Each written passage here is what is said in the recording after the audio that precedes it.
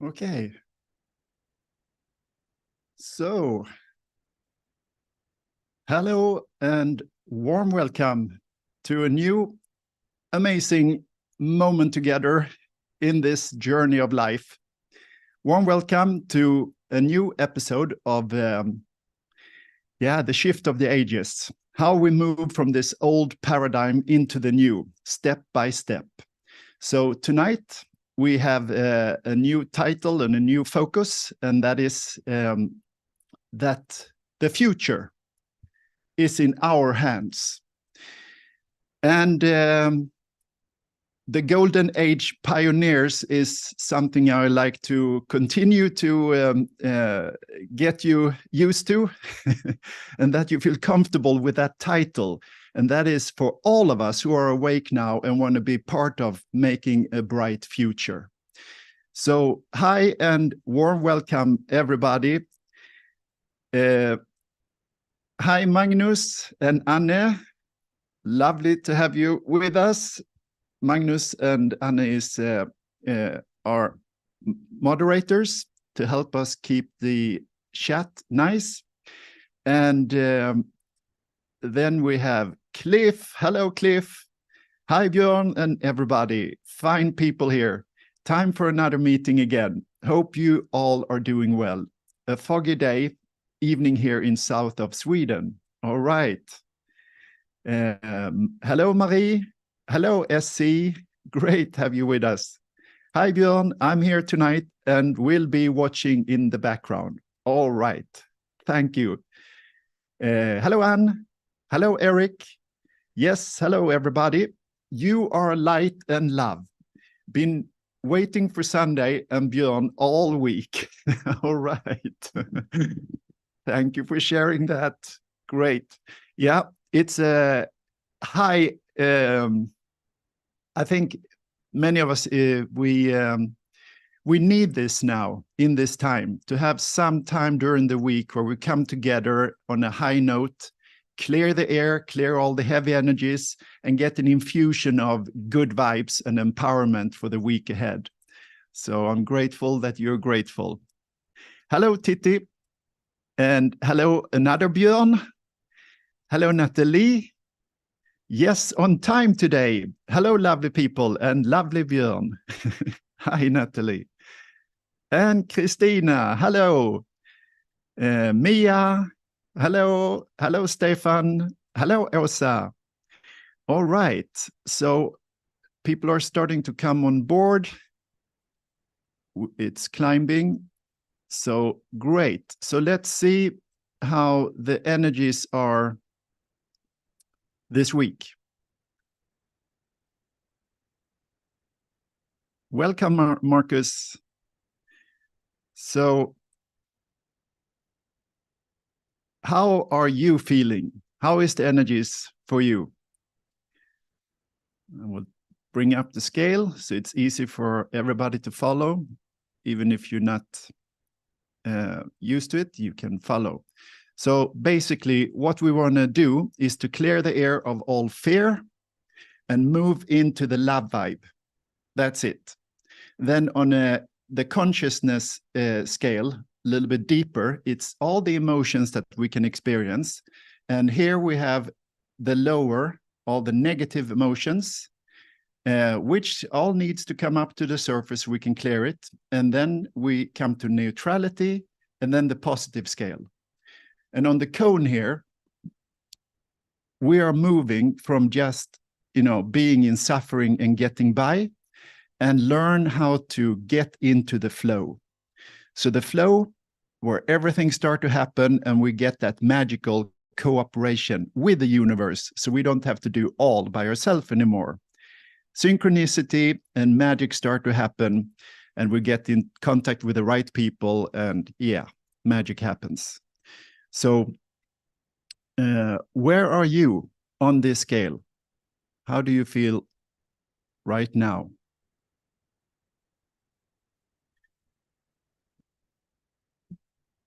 Hello, Santosha. Hello, Yemna.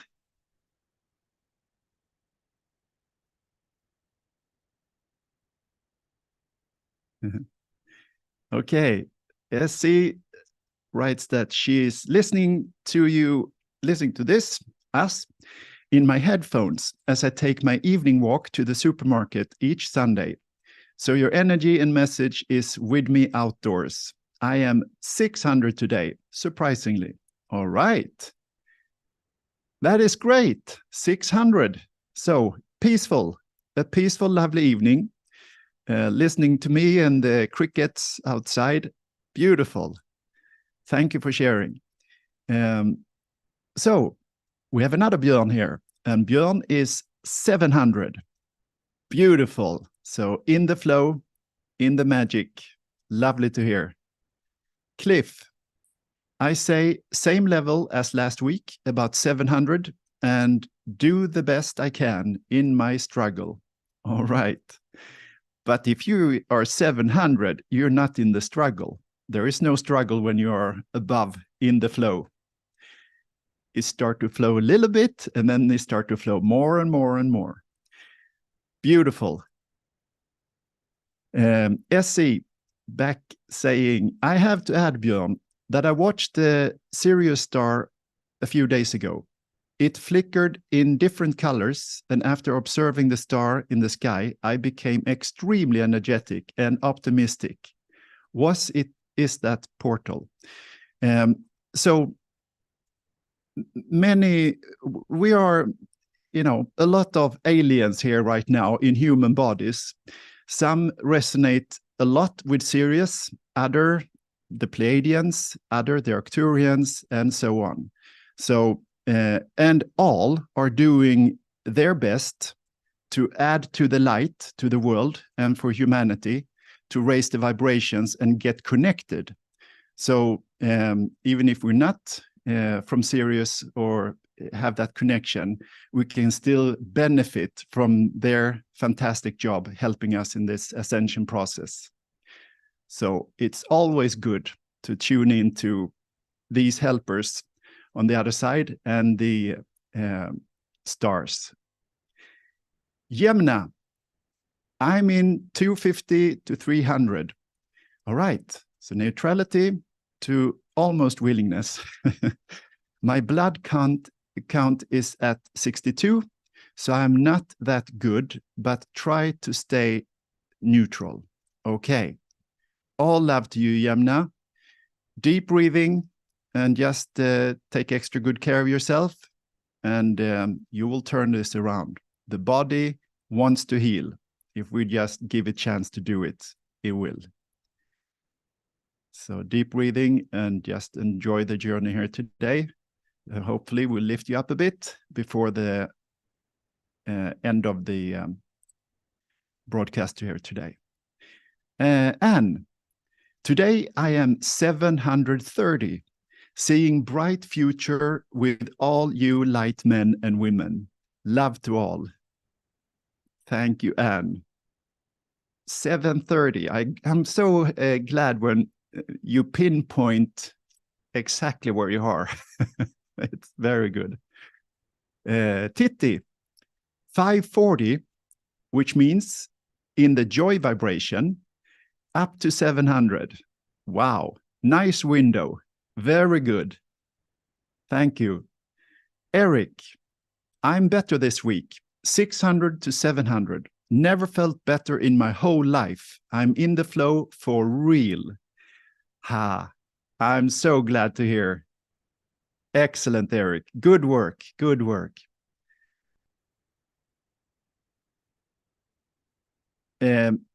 Peter says, no, Peter, it's the last Saturday this month, which is next Saturday. Then I will have a show in Swedish, or a broadcast in Swedish. So it will be one in Swedish on Saturday and one in English on Sunday. Cliff. Oh, my physical struggle. Okay. So it's really great to just point that out, that we can have a physical struggle, which many have right now, ascension symptoms and healing challenges, and still be in a high vibe as spirits. So I'm glad you point that out, Cliff. Thank you. Great. Santosha, 700 plus. Magic happens on a daily basis nowadays. I am enjoying. Good work, Santosha. Yeah, you keep it up there. Very good. Magnus and Anne, 1200 and up. Why stop at 1,000? We have, like I've shared now many times here, that this is a scale that was developed during the 90s for the human condition back then. And as we know, we have been on a steady ascension since then. So of course, the energies are higher today, and they're not stopping. We still have some more to go before it will level out. Cliff Bengtsson, don't forget to hit the like button. Thank you, Cliff, and thank you, everybody. And thank you, everybody, for all support to the work here on the channel and to keep this going. I'm super grateful. And yes, if you like it, it helps to get the algorithms cleared out there, because it's not easy to get the word out there if you don't help. So thank you. Mia, I am in 333 to 777. Love those numbers, and all is well. Very, very good. Okay, so that is willingness to enlightenment. What a spectrum. Fantastic. And Santosha comes back and say, being 700 plus, but it feels like 999. Very good. Beautiful numbers this evening. Okay, that was extra fast this evening. So if there is any more who would like to come in and share where you are, maybe to get some tips from lifting yourself up, warm welcome.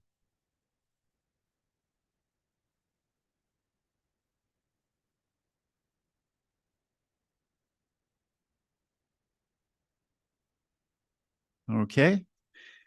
Then we pause here in the chat and checking the energies. And we will move over to this evening's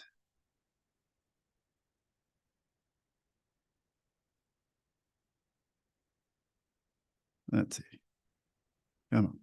Here we go. This evening subject. So, the future is in our hands. Now, it might not seem like that when we look what's going on in the world, and especially now since everything is ramping up in every way, both the light and the dark, but most of humanity is most focused on the dark and what the dark is doing, following the news, and then it becomes heavy. It becomes very heavy. So I had this question also for you, which I like to ask before we close the chat here for the next part of the journey here. And that is, on a scale, if we look at the light and the dark, how much time do you spend in negative info, getting feedback from the world in news and friends that talk, percent-wise darkness, percent-wise bright future, light? Could you be kind to all you who feel like it, share with me where you are? Is it 50-50 or 10-90, or what is it? Essie, negative 70%, positive 30. All right. I see. Okay.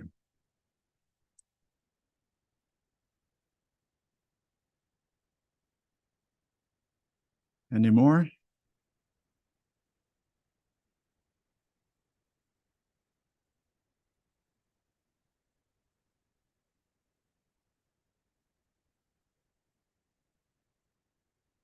Tanya, Gatsu, 50-50. Yemna,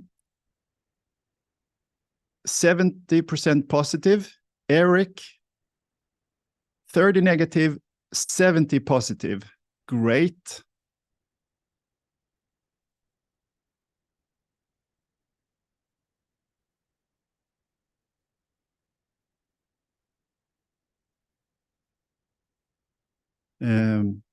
Eric, yeah, 30 negative, 70 positive. Cliff, 0 in the dark. Don't listen to mainstream TV. Elsa Hildén, 70% positive, 30 negative. Mia, 70 positive and 80 positive. Christina, 70 positive. Santosha, 90% positive. The heavy and the negative disappear more and more. Fantastic. Marie, 80% positive. The negative steal all prana otherwise. Yes.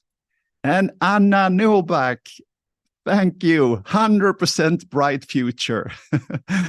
Anna is also an old friend here and moderator on the channel. I'm so glad you could join us tonight. Thank you. Ida Marie, 5 to 10% negative, 90 to 95% positive. Okay. So we have to understand energy. And the bottom line of understanding lead energy is that what we focus on expands.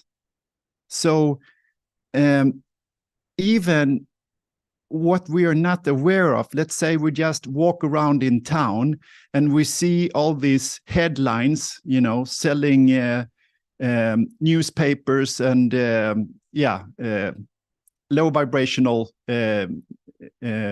stuff, where they try to capture our attention with drama and negative news and war and, you know, everything that's bad, which sells newspapers. So we are drawn into the drama.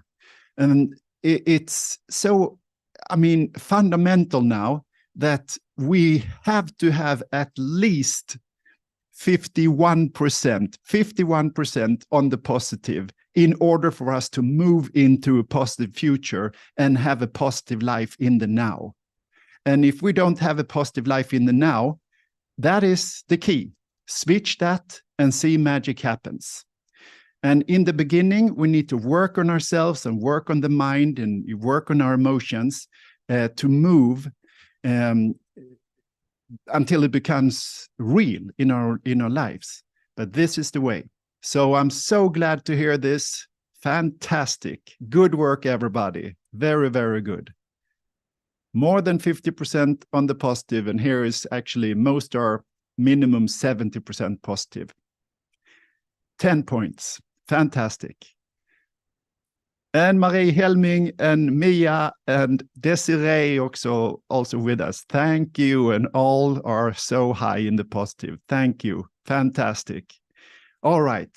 So now, last week, we had a very good and important broadcast.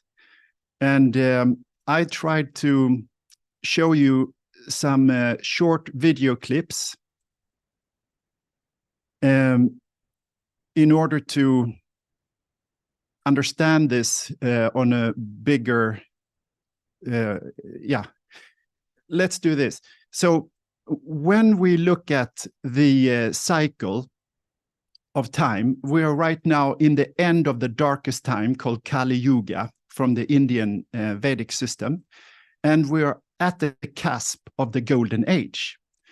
It is believed of some, I don't know, because, you know, history is his story, meaning that they're always the victors that write the story. And we know now so many things about our story or history that is not true. And the real truth about our history and from where we come from and all our past is unraveling bit by bit. And some believe that in the end of the old golden age was this heightened time of the Greek gods, Zeus and the whole gang of gods and goddesses. So I don't know. That is another thing we need to come and to verify along the journey here. But we will go back to a thing which is the main thing with my work, what I'm doing here. One thing is to keep the spirit high through these dark times, number one. Number two is to take really super good care of our physical body, to heal it and empower ourselves and the body. Because this time, in this ascension, we are challenged to have the physical body with us. So that's why healing and all yoga, tai chi, qigong, all modalities of taking care of the physical body and the spirit are becoming bigger and bigger for every year. So let's see if we can share the screen here now. If it works tonight. So here we go. Yes. All right.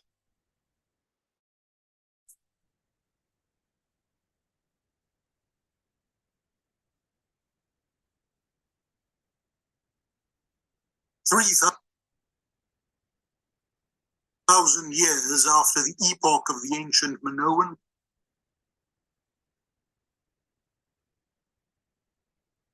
Mycenaean and Hellenic eras, people still often describe someone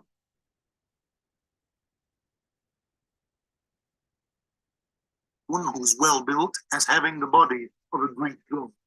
The sculptures that survived the Hellenic cultural onslaught show us a physique that is not only muscular, but also harmonious. The Greeks approached exercise much differently than we do today, and their training routines were equally unique. To best showcase their workout, this video will begin by listing general exercises that were popular at the time, followed by a breakdown of what a daily workout consisted of, with specific examples which pertain to martial arts, as this is a channel dedicating to reviving the ancient Hellenic martial art and Olympic sport of pankration, and will conclude with insight on how they made use of a one-of-a-kind training routine known as tetrades. Beneficial for all physically intensive sports, as well as overall health and wellness, the ancient Hellenic workout incorporated roadwork, plyometrics, resistance training, and breathing exercises. Firstly, road work was separated into 4 different types. Running and jogging, named trochadin, backwards running and jogging, called anatrophismos, sideways running and jogging, called peritrophismos, and back and forth sprinting at a gradually decreasing distance, called ekpletride. Next, their plyometrics had a great variety of exercises and could even include weights. Examples of exercises include aphalmos, which would be jumping in place with either one or both legs, and exalmos, which is like aphalmos but executed while running. When using weights, the Hellenists didn't leave us any examples of exercises that resemble muscle isolating motion, but would rather work multiple muscle groups simultaneously. An example of such motion with these weights, called alteres, included throwing them as high or as far as they could, which is called alterobolia. Now, their workouts had similar structures, both in small and large scale, meaning that both the daily workouts as well as their overall routines were similarly built. Their daily session would be divided into 4 parts. The first part is the planning of the daily session, called proparaskevi. Though the daily session could be planned well ahead of time, the details were planned right before the workout began, since there were so many factors that could change on that particular day that they had little to no control over. Such factors include where the workout would take place, the weather, whether they were in good or bad mood, whether they had any type of pain, and their energy levels. After planning the workout, they would move on to the warm.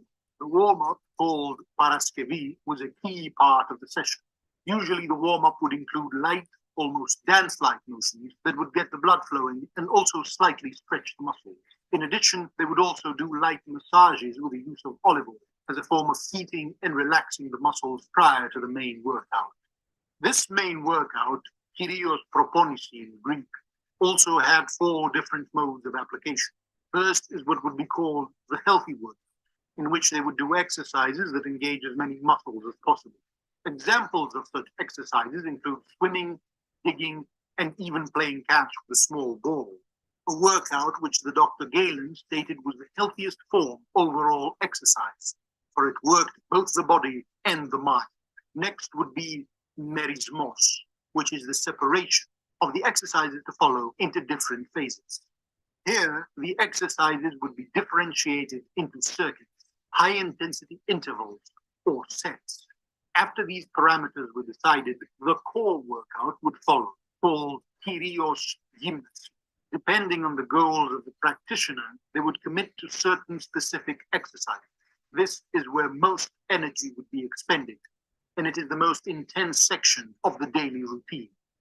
Pancratiasts here would do clinch training, called acrocheria, work a punching bag, called korikos, filled with either sand, dried beans, seeds, or even flour, depending on the desired weight, or shadow boxing, called skiamasia, literally translating to shadow. Another exercise done by boxers and pancratiasts alike was called hyps akrenize, which consisted of holding out one's fist for as long as possible in order to strengthen the shoulders. Of course, what exercises you pick for this portion of the workout depends on your goals or profession. If you are looking to focus on cardio, then you can do one or all of the upper-mentioned running exercises. Whereas if you are looking to strengthen and build your muscles, you could do calisthenic exercises or use weights. After the main workout was completed, the athlete would proceed to the final section of the workout. This cool-down routine would include breathing exercises as a form of meditation. Some examples of such include, first, taking the deepest possible breath, and after a short pause of holding it in, shouting as loud as possible. Second, short, rapid, and strong inhaling or exhaling. Third, taking deep breaths and holding them in for as long as possible before exhaling. And fourth, slow and deep exhaling following a long inhalation or a short and rapid inhalation. After one of the above was completed, they would continue with a light massage, swimming, a relaxing walk, and would conclude the workout with a shower. So now that we've seen how a daily workout would be carried out, let's move on to the truly unique way in which ancient Greeks would create a weekly schedule to hold these workouts. This program was called tetrades, which translates to quadrants, a 4-day schedule which is repeated indefinitely. Each tetras or quadrant can focus on a single aspect of exercise, which can change on the next tetras. These 4 days were split as so.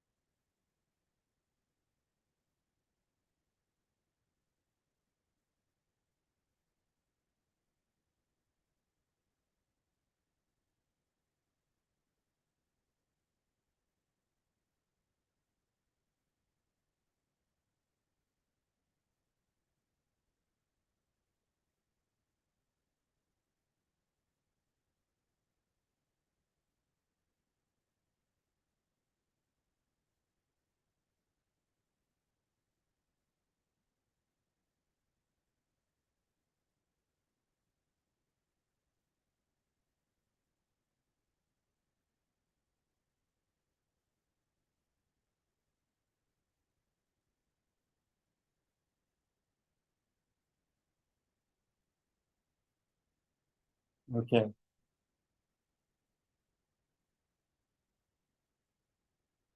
If you can hear me, we're still going. Just a little technical glitch here. I'm working on it, and we will have everything set up again here soon. Okay, here we go.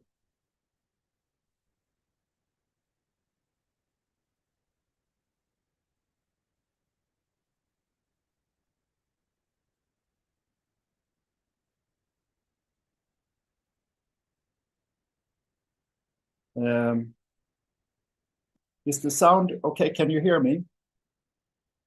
Can I have some feedback, please?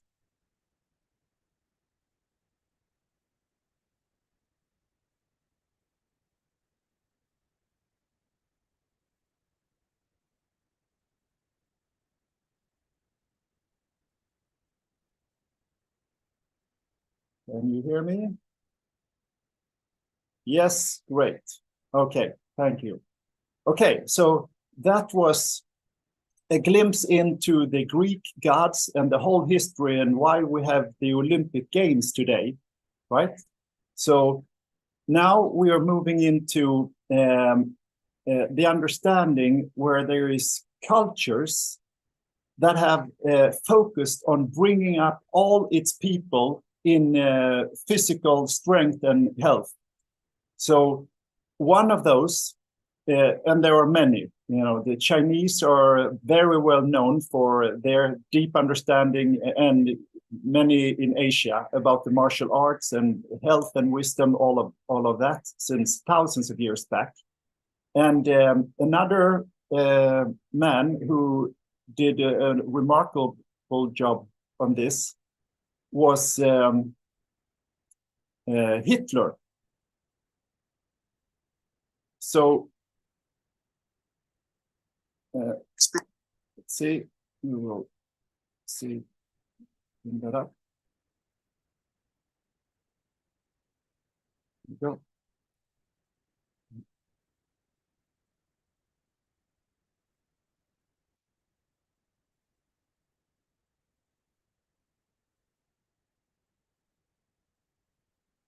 Thank you for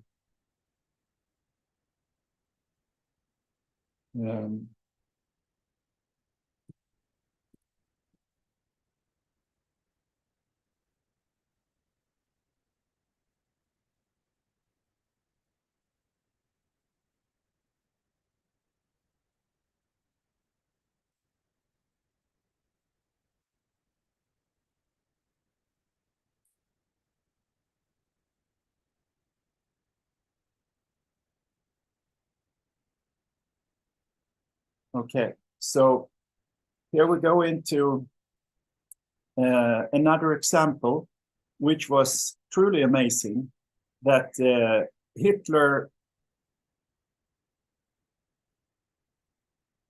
did an amazing job to bring all the Germans up on a whole nother level of health and fitness. So bring that up here. Just a minute. Look at this.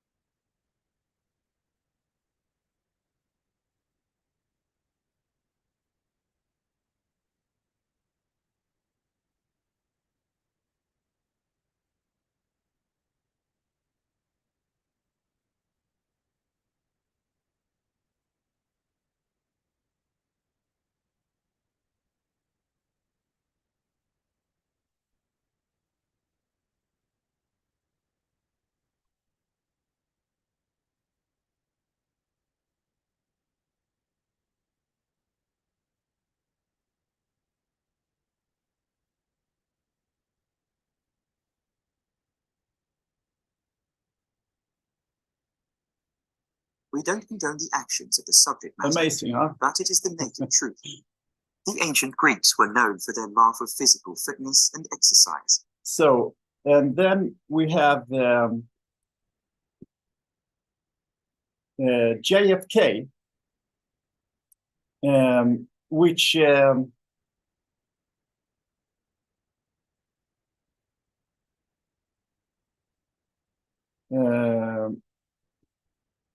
did the same.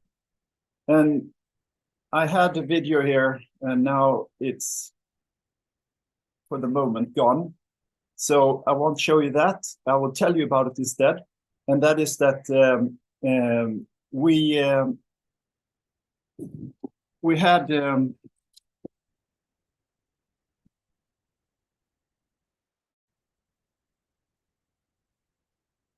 better sound? Yes, better sound. Okay. So we had another part of why JFK was taken out, and that was that he started to implement programs in schools for, like Hitler and the Greeks, to bring up the health and fitness in the whole society with the food and all of that. And, you know, it took off like a storm. It was so incredible to lift up the level of health and fitness for all the children and in many ages. And now we're here again. You know, since then, since the 50s, 60s, and the end of World War II, now we've been on a downslope of health and fitness in the whole society. And we even have now another problem, which is now that we are aware and people start to take much better care of themselves. And that is that it's no balance on being a giver and taker. So now many who are into health and fitness, therapists specifically, have so much to do to take care of others' bad health, so they don't have time to take care of their own health. Anyone recognize this? Yeah. So what are we taught when we fly an airplane? There is always this speech in the beginning that in case of emergency, the oxygen mask will drop down, and first of all, take the oxygen mask on yourself, then help others.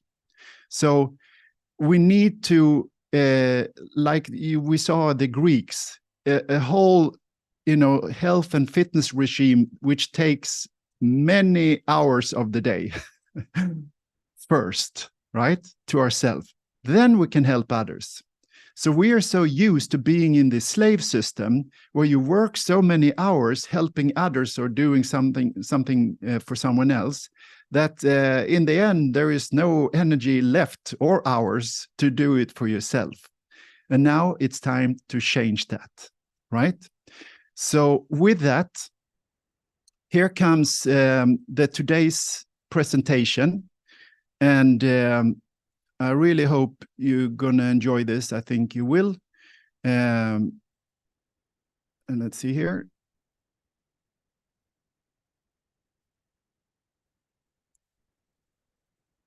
All right. Come on, work with me.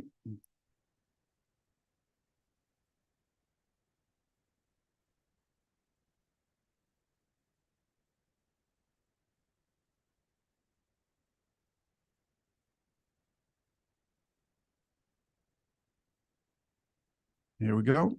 Okay. So the next part of today's presentation is the future is in our hands. So it's up to us. And it's very important to understand the thing about excuses. We are the creators. We are here as souls, becoming totally aware of all the lies, waking up to everything, and how we take ourselves and our body and develop it to the zone of our full potential. So that is my big passion. And here I will do my best to infuse you with inspiration and empowerment, which hopefully will help you after you see what we are going to talk about here, to get you motivated, inspired to take yourself and your body to a whole new level. So here we go. So the future is in our hands. Golden Age pioneers, warm welcome. So as we are now in the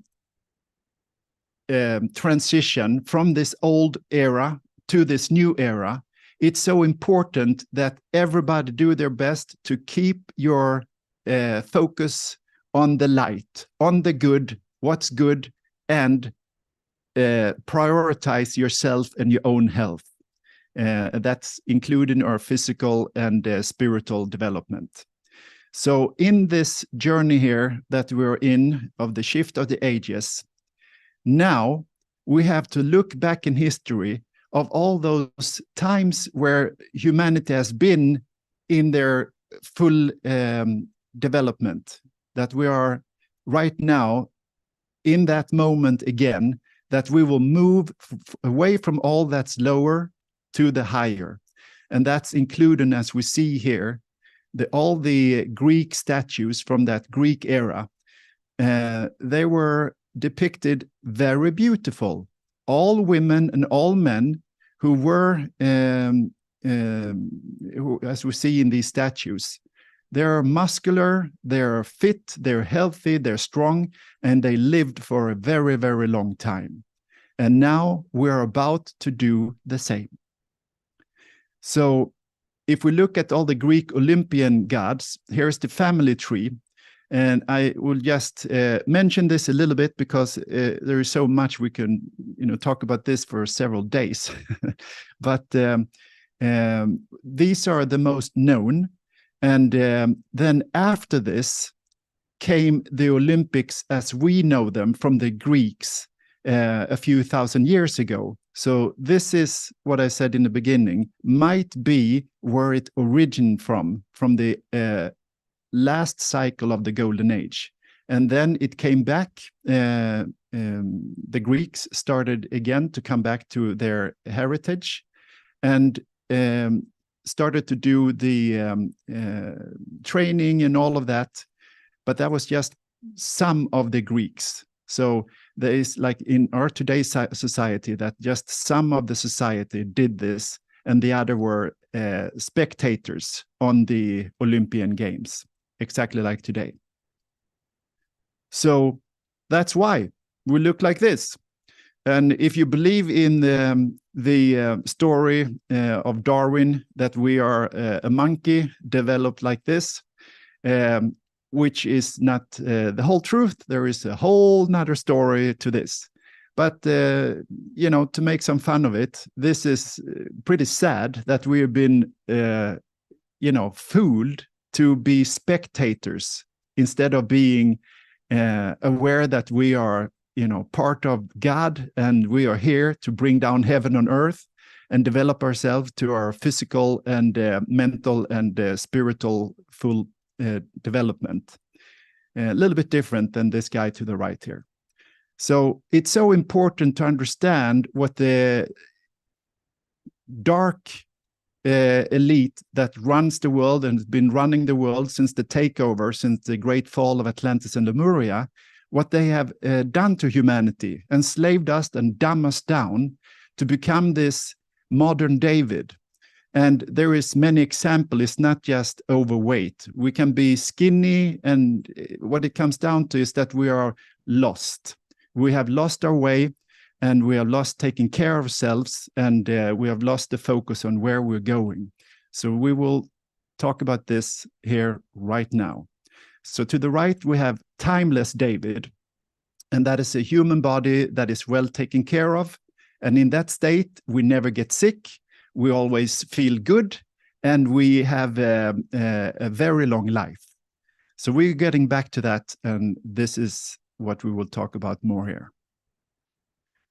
So when it comes to this picture, it's depicted of the moment when Adam and Eve were forced to leave the Garden of Eden. So we as humans right now, we have lived in which is what this picture depicts. They chose to leave the angelic, the divine nature, the higher energies of being, and chose to bite in the apple and explore the world of the ego. So now we all know that the world of the ego will never make us satisfied or happy. We have now been in the world of the ego for a very, very long time. And now more and more of us are breaking out of it and becoming higher vibrational beings. And we're getting back to that angelic vibe again. So what it means, what it all comes down to, is the word sin, to synda in Swedish, where we didn't follow the angelic and the divine laws. And instead, we went into the demonic and satanic challenge, and we took the bait. And now we've been dwelling in that realm for a long time. So what does it mean? It means to miss the mark. So to sin is to miss the angelic mark, where we are supposed to keep our focus, right? So in the Torah, it means the instruction, direction, and way, composed of the letters Yod, Resh, Hey, the pictorial representation of which is an arrow hitting the mark, right? Sin is the shatta in Hebrew and hamartia in Greek, which means to miss the mark. Meaning, what is right and what is not right is determined by the Torah. So, very interesting. Now, we are now so many who are so lost, and we just fly out there in our life and we shoot wild all over, missing the mark all over. So, one of these things were also depicted in the ancient Egypt, where if someone has been away for a long time and then came back, that was also saying, if they hadn't taken care of themselves, was, oh, you've been sinning, right? Sin. Because they aged.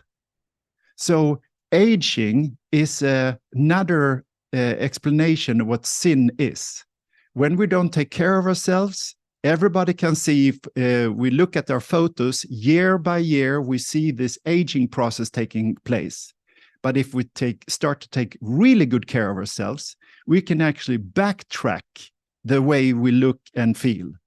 5 to 10 years easily, when we start to follow the divine laws and do everything by the book, right? And that is what we like to do, because it's also joyful and blissful and much more wonderful way of living. So against all odds, we are now breaking out of this asphalt like the flower in front of us. We are now blooming, even though we have all this heaviness against us. The control system, all the chemicals in the food, in the water, in the air, all the propaganda, nothing supports us if we don't do it ourselves and tune into the divine part of the universe. Then we have all the support in the world. But like this little flower, isn't that amazing? Against all odds, this little flower decided to bloom straight through the asphalt.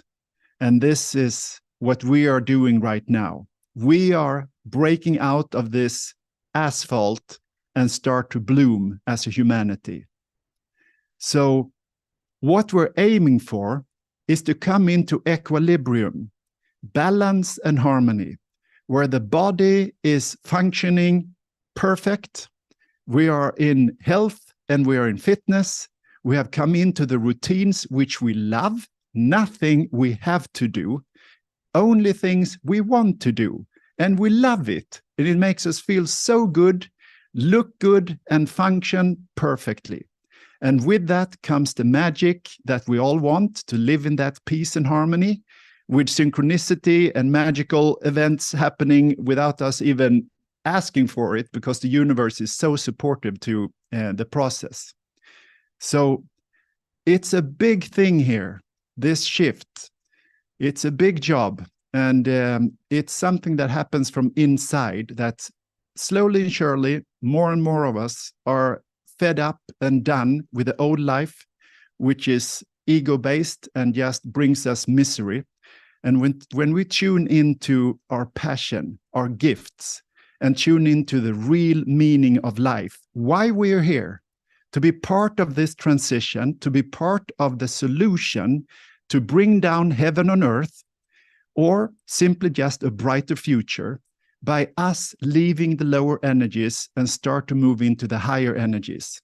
That's number one. If we just do that, we do ourselves and humanity a great service. Then the next step is to bloom in your passion, your mission, why you're here. And maybe it's something that brings on other people can come on board and help, or that we join and co-create with other people. This is what's happening now for millions and millions of souls on the planet, or the earth plane, I should say, because that's another big subject we'll talk about another time. So we have to learn how to leave all the fear structure, all the drama, and keep ourselves in the love vibration and in this flow.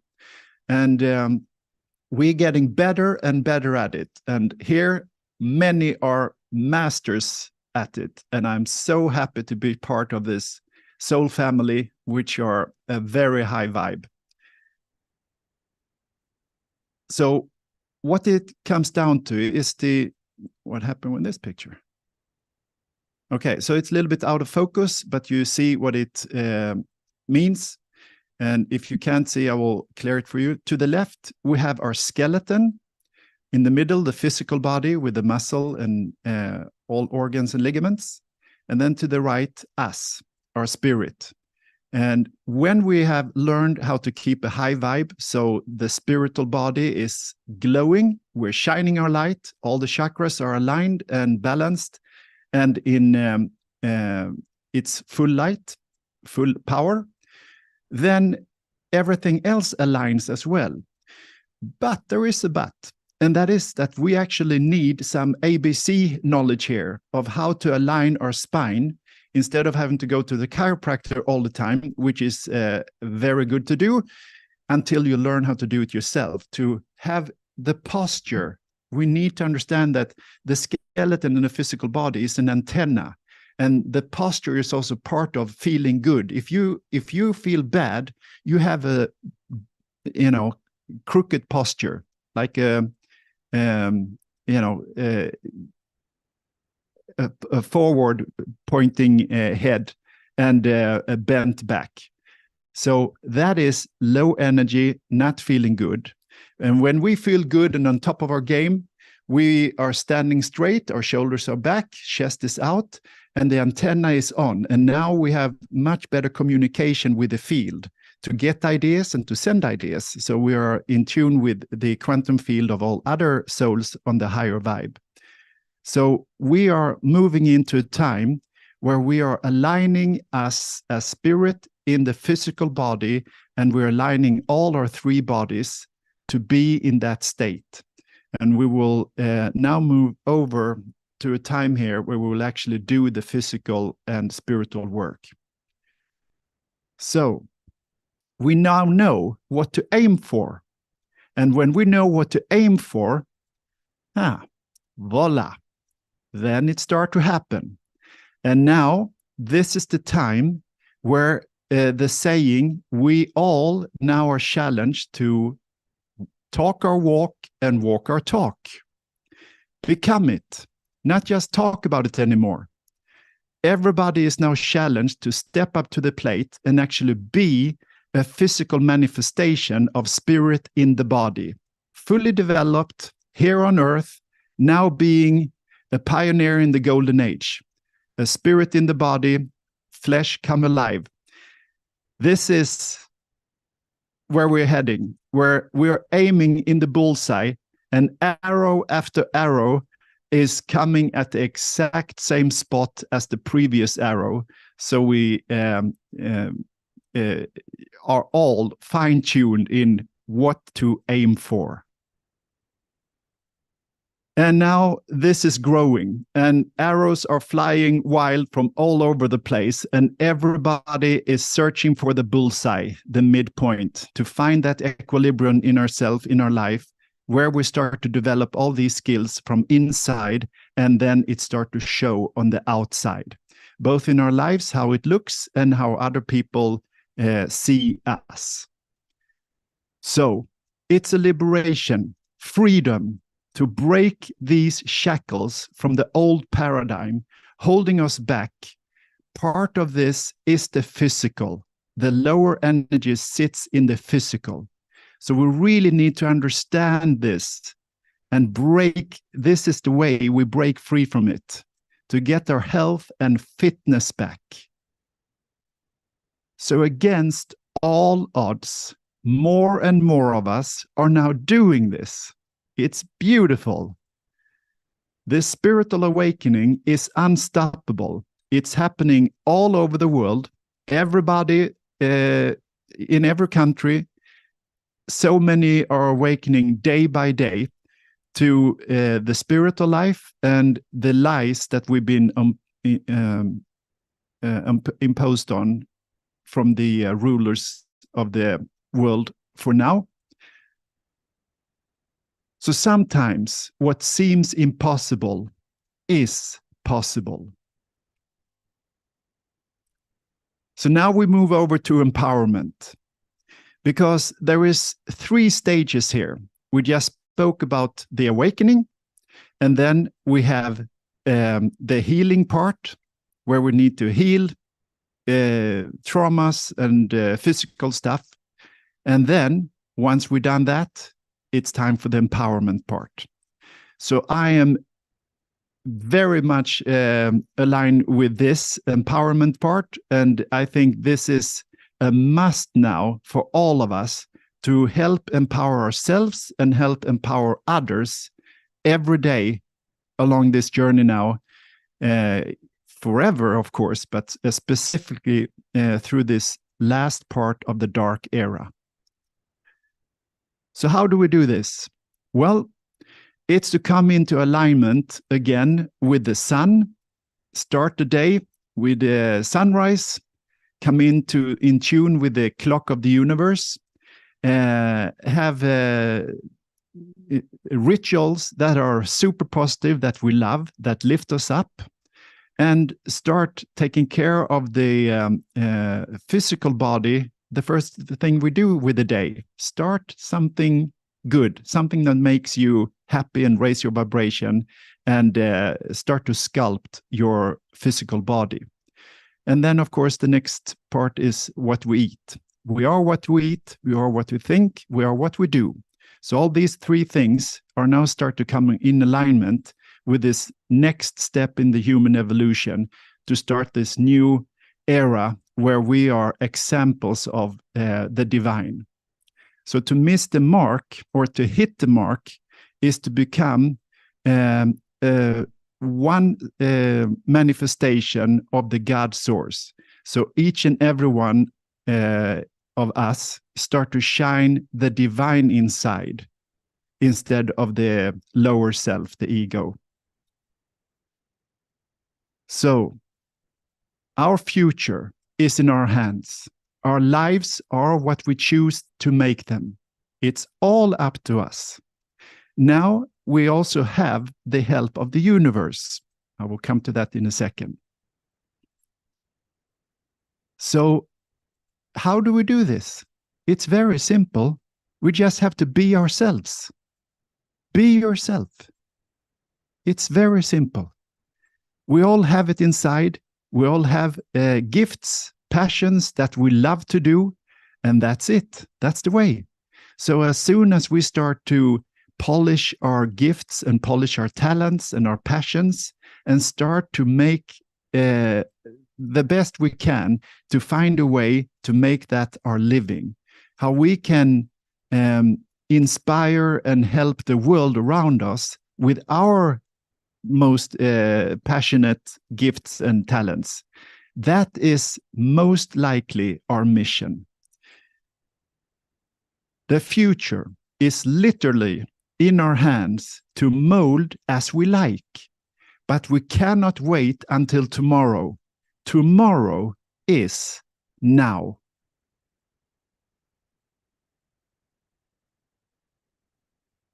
Tomorrow is now. So what is your gift? What is it that you came to the world to share with us all?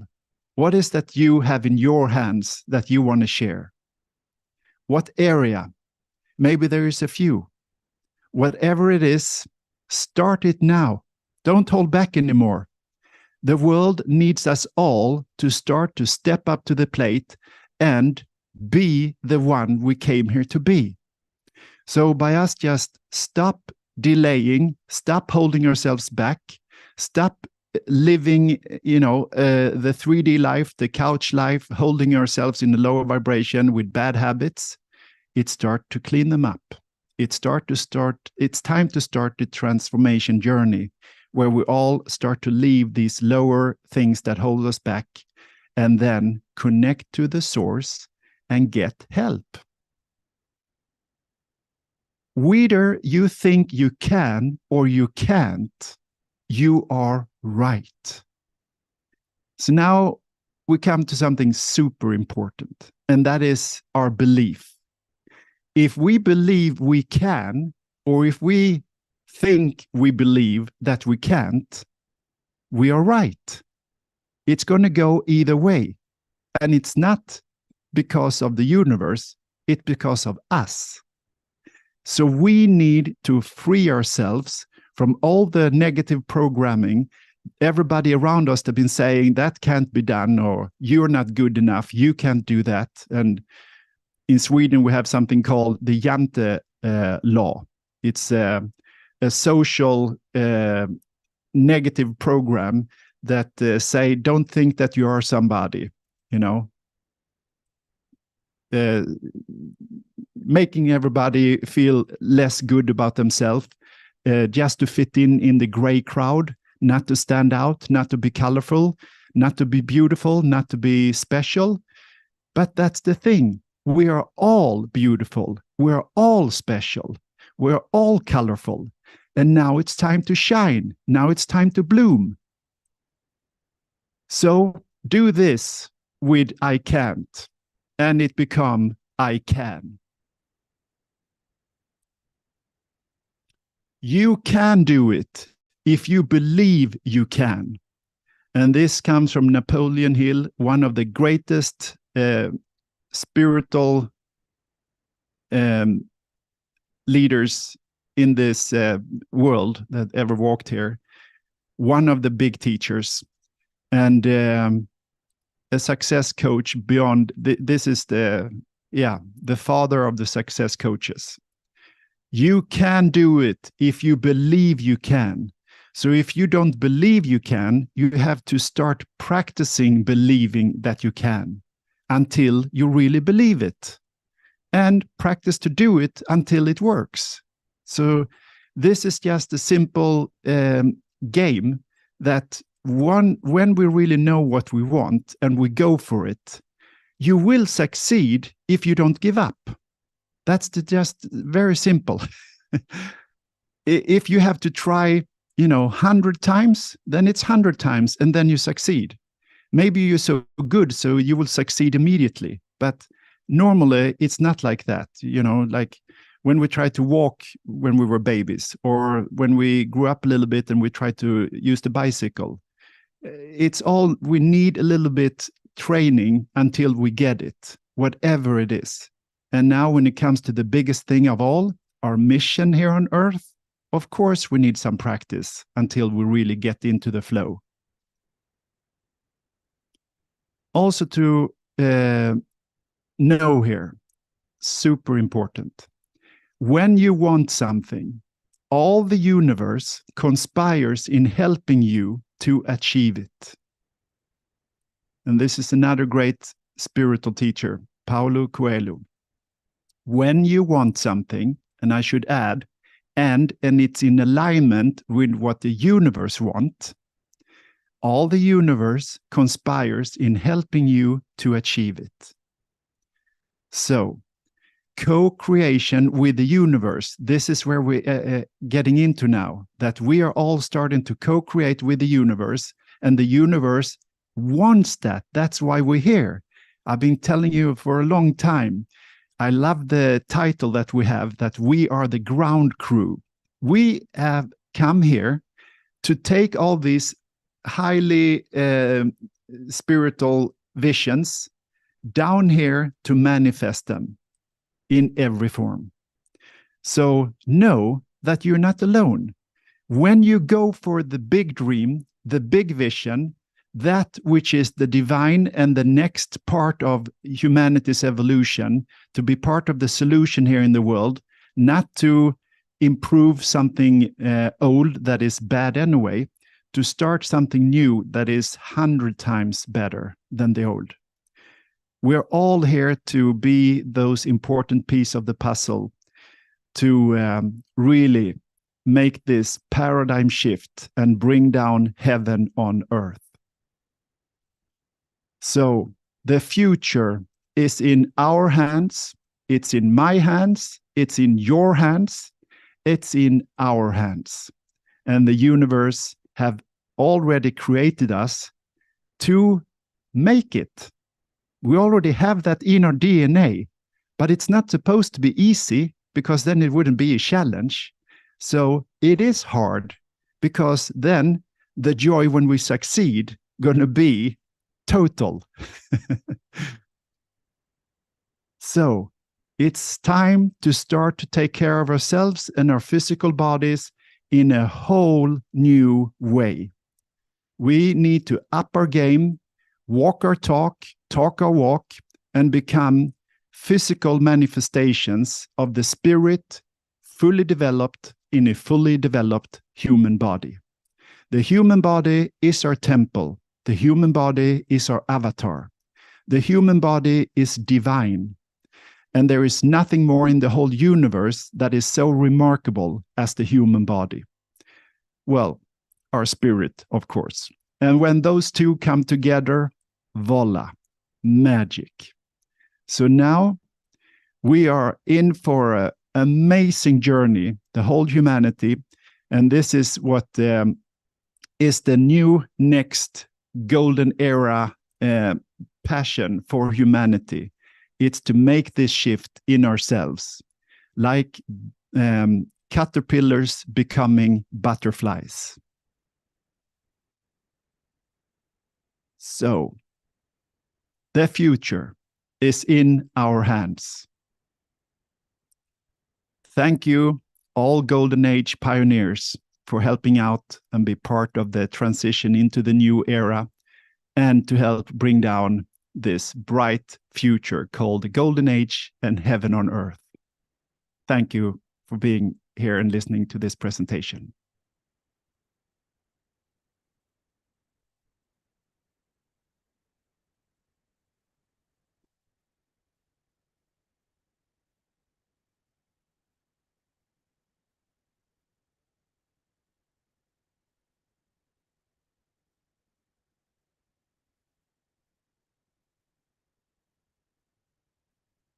Okay, now, before we open up for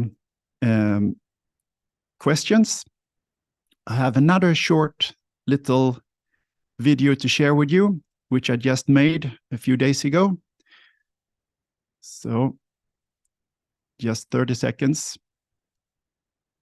Here we go.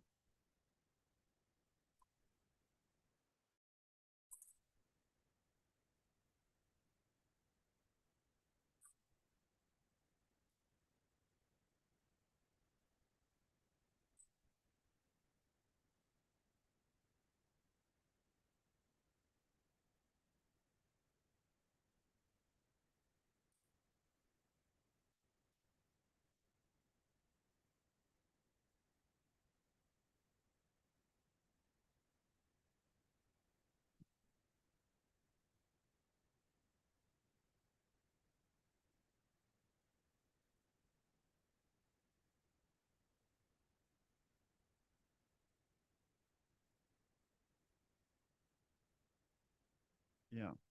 So those 30 seconds went very quick. And it's just to show you, I'm walking my talk and talking my walk. I take very, very good care of myself and my physical body, my temple and avatar. And I can do things with my body, which is year model 1970 of old Viking structure. And yeah, I feel at least 10 years younger now than I felt 10 years ago. So I am on my journey, making myself younger, stronger, fitter, and I'm now starting to share my knowledge in a whole new way. I've done that over the years in like an ABC way. And now I feel I would like to step it up. So I want to invite everybody for the ABC level. So it's for everybody on a normal level. And then for all who would like to take it all the way. And that is including old athletes and professional athletes and yogis and gymnasts and professional athletes in all sports that are broken, hurt, or you feel fine, but I doubt it. Most have, if you're middle-aged, you have cramps and stuff going on, pains, sufferings from all years of working out. So yeah, I'm stepping up here, and week by week, I'm going to step it up.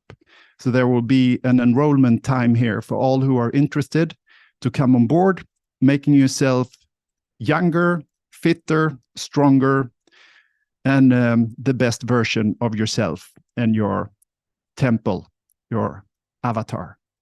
So warm welcome with insights and questions about this huge subject.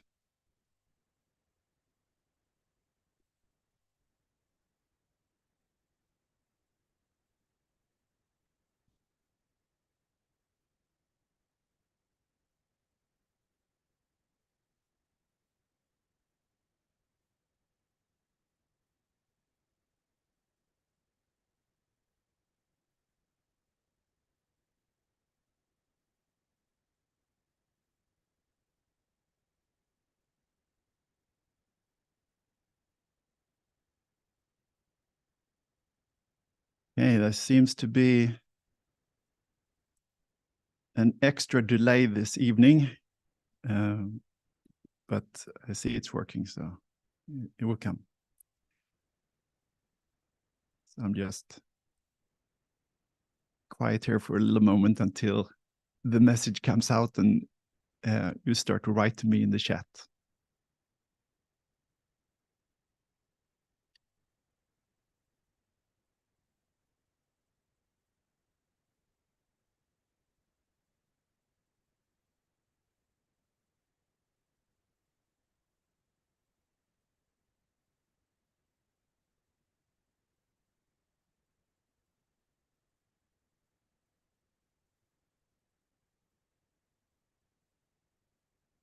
Okay, Santosha, click like button.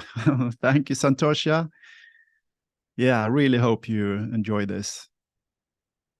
That gave you a boost. Eric, great presentation as always. Where can we join the ABC training? So that will come this week.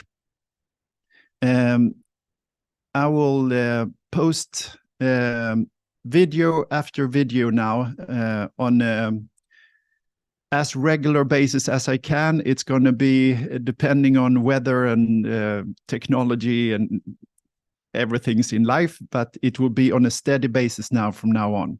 So the first video coming this week, which will be an test where you are right now. So you are challenged to write it down and also film yourself, because that's a very fun thing to do when you have pictures and film of yourself where you start. Then we do the journey together, and then we have the ending a little bit further ahead here. I'm thinking that we do a little easier journey here toward Christmas. So when we stand at New Year's Eve, which is actually the real one is 21st of December, the winter solstice, that we have already moved, so we are ready for 2024, to make 2024 the real big shift for ourselves and our bodies. And my whole idea is to be very focused on this over the next whatever years it takes. If it's to all the way to 2030, I'm ready to do that. So over this next few years, until we are done with the dark times and we move into the bright future, all of us, I'm going to help as much as I can to inspire, to empower, to help to heal, and lift us all up to, equilibrium, to balance, harmony, health and fitness in the new era, new level. Santosha, you are a true inspiration, Björn. Thank you, Santosha. Looking forward to continuing towards my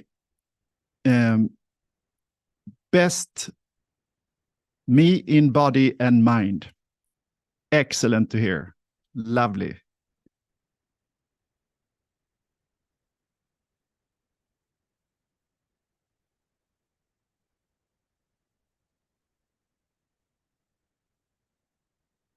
Okay.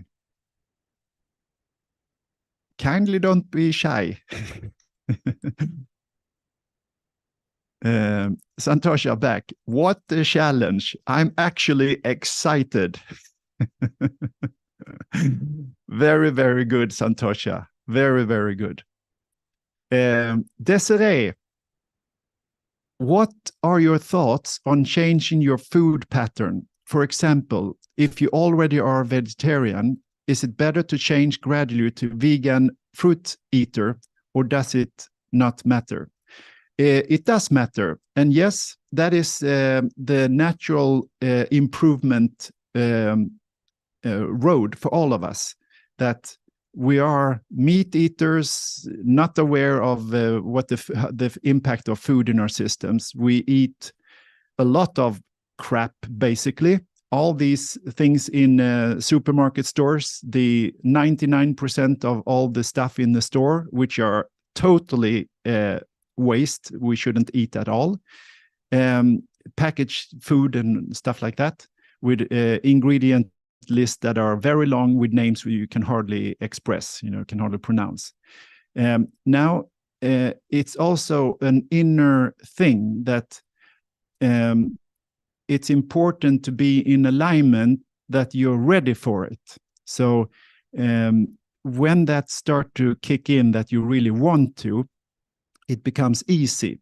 Then you can let go of, if you're vegetarian, for example, all the milk products, which are super bad for us. It holds us back so much. I can just give you a brief presentation of that. And that is, first of all, we say thumbs up to the killing of animals, right? So we can get their milk, because the only way for humans to get the animals' milk is that the animals are first injected in a horrible way to make them pregnant.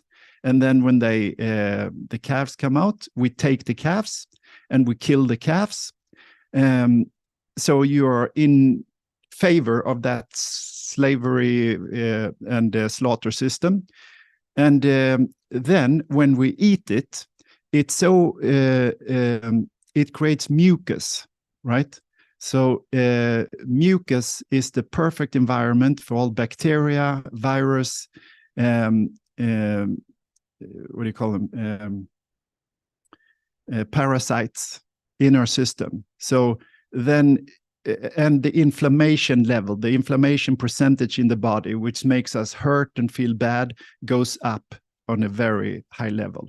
So by just cutting out all milk products, the cheese and ice cream and all of that, it will be an incredible enhancement of the system, because now all that bad stuff has a good chance to survive in the system. And then it's also to become, you become more alkaline. So we don't want to be acid in our system, we want to be alkaline. So once we start to feel better, then it's easy to take it to the another step.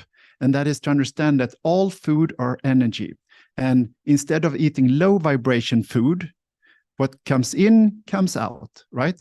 So if we go up to the high vibrational food, which is living food, superfoods and fruits, right?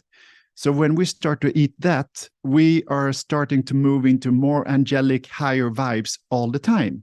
So we can hold that vibration much easier.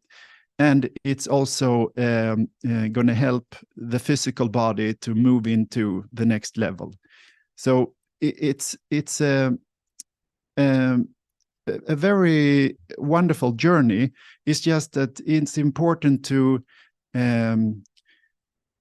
like I said, be ready, and also to understand that it's a journey to get accustomed to the new. So if you do it for some time to play around with it and see what you like and what fits, and get into these new routines, then as you start to feel better, it's easy to keep.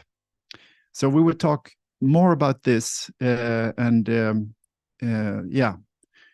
help everybody who wants to bring up their energy and body to the next level. This is a key. And also, depending on where we live, we, like for instance, the Scandinavian countries, we don't have that sunny environment many months of the year. So of course we have to choose other superfoods. And what we have there is, for instance, the berries. So we have many berries that are fruits and are on that highest vibration. And then luckily we also have the import, so we can get fruits from all over the world. So we will dive into that deeper. I think it's proper to do a whole program about high vibrational food and get into a ritual there. So I have other things now with the training, but the food part is definitely something we will take up as well. Right, let's see. Eric, that short video of you doing things was very impressive, Björn. All right, Eric. Yeah, there will be a bunch of those coming out. I think we have something inside of us. If we see someone else can do it, then we know we can also do it. So it helps to get you motivated and inspired. And that's why I decided to start doing a bunch of those. Also to, like I said, having one group, so we do the basics, and then a second group who want to do what I do, when the more advanced gymnastic stuff. And that also come into the old muscle control knowledge. So how we control all the muscles in the body, to flex the body in all ways. So I will start to share that knowledge as well, which is amazing, amazing. Marie Helming, thank you, Björn. What do you think of a rebounder as an exercise gear? Is it good for the whole body? Rebounder, kindly help me, remind me of what a rebounder is. I don't remember what that is. Samples. We have blueberries. Yes, love blueberries. I actually bought some the other day. I've been eating it for the last few days. That's another 10-pointer. Anna-Karin, Björn, fråga. Why says some people about are made for fruits, berries, and vegetables, that we are in the darkness who manipulated people to eat that? So sorry, everybody, it's a little bit Swinglish here. Thank you, Anna-Karin, for doing your best to write in English, and I will translate the best I can. What is the true about that? Well, so it's this, the whole system is set up to slowly dim us down, to take the vibration down. And one thing is our food, the food supply. So going from small farming, where everything, we didn't even have a separation of eco or organic food and non-eco or non-organic food, normal mainstream big production giants with all the chemicals. We just had organic. Everything was organic. Everything was eco, right? And slowly the big system took over, and all the big machinery and the big factories were set up, and also all the poisons that they put in. And then slowly and surely we moved into the supermarkets, and we start to shop that way instead of going to the farm. And now we're so, trained to go to the supermarket and get things in boxes with labels with stuff that is not made for human consumption, but that's what most humans eat all the time. Even worse, maybe we have a microwave oven to heat it up in and kill everything else there, what's good in there. So it's a journey now back to our roots. That's it. Back to our roots, back to nature, skip all the crazy stuff, all the chemicals, all the poisons, and start to eat high vibrational foods again. And water, good water. Santosha, it was the old program that ghosted when I said that I noticed only 90% positive, kind of like being unassuming, jantelagen. Okay, all right. Yeah. I understand. So it's also a thing here that as we become more aware, we become more aware of how unaware we actually have been. Because this thing of the consciousness is that 90% is the unconscious, right? So as we become more conscious, we realize how programmed we are with the unconscious of what we eat, what we think, what we do. It's pretty much the same thing every day, week after week, month after month. So to break these cycles and put in new good program and out with the old is huge. And as we do, big results start to happen. So we're in for a huge transformation, all of us. And it's for the much better, much, much better. Santosha continues. So nowadays, I confirm myself and my emotions, but obviously not all the time. It's fantastic that you're aware of that you're doing it and that you're aware of that it's not all the time. Great. Perfect. It's coming. It's on the road. I actually see 99% of the positives. I am 100% convinced that everything will be super good. Ta-da! Exactly, Santosha. I agree. Super, super good. Marie Helming, Stutzmatta. Okay, all right. So rebounder is Stutzmatta. Okay, it's excellent. Very, very good. Yeah. So just to stand, jumping is one of the easiest way to get the blood circulation, and the calves are actually the pumps to the heart. And once we just do that for a minute, you just stand and bounce, even if you don't have a rebounder, it helps to get your blood circulation and everything going. It's super good. And also to start your metabolism, so you start to burn excess fat in the body. So that is another area which I can help tremendously. How to lose body fat super easy, super fast. I've been doing, bodybuilding for half my life and know how to fine tune the body, the percentage of body fat, and it's super easy. There is a saying in Swedish, which I will say in Swedish first and then translate it to English, but it doesn't have a rhyme in English. That's why I'm saying it in Swedish first. So it goes like this. Gör det rätta före det lätta, tills det lätta är det rätta. Right? So, English, do the right thing before the easy thing, until the right thing becomes the easy thing. Big one. So, one meaning of that is all these diets, all these craze that goes on, that they pump up and they market, and the latest product, there is floods of products that supposedly should help us to diet down and slim down.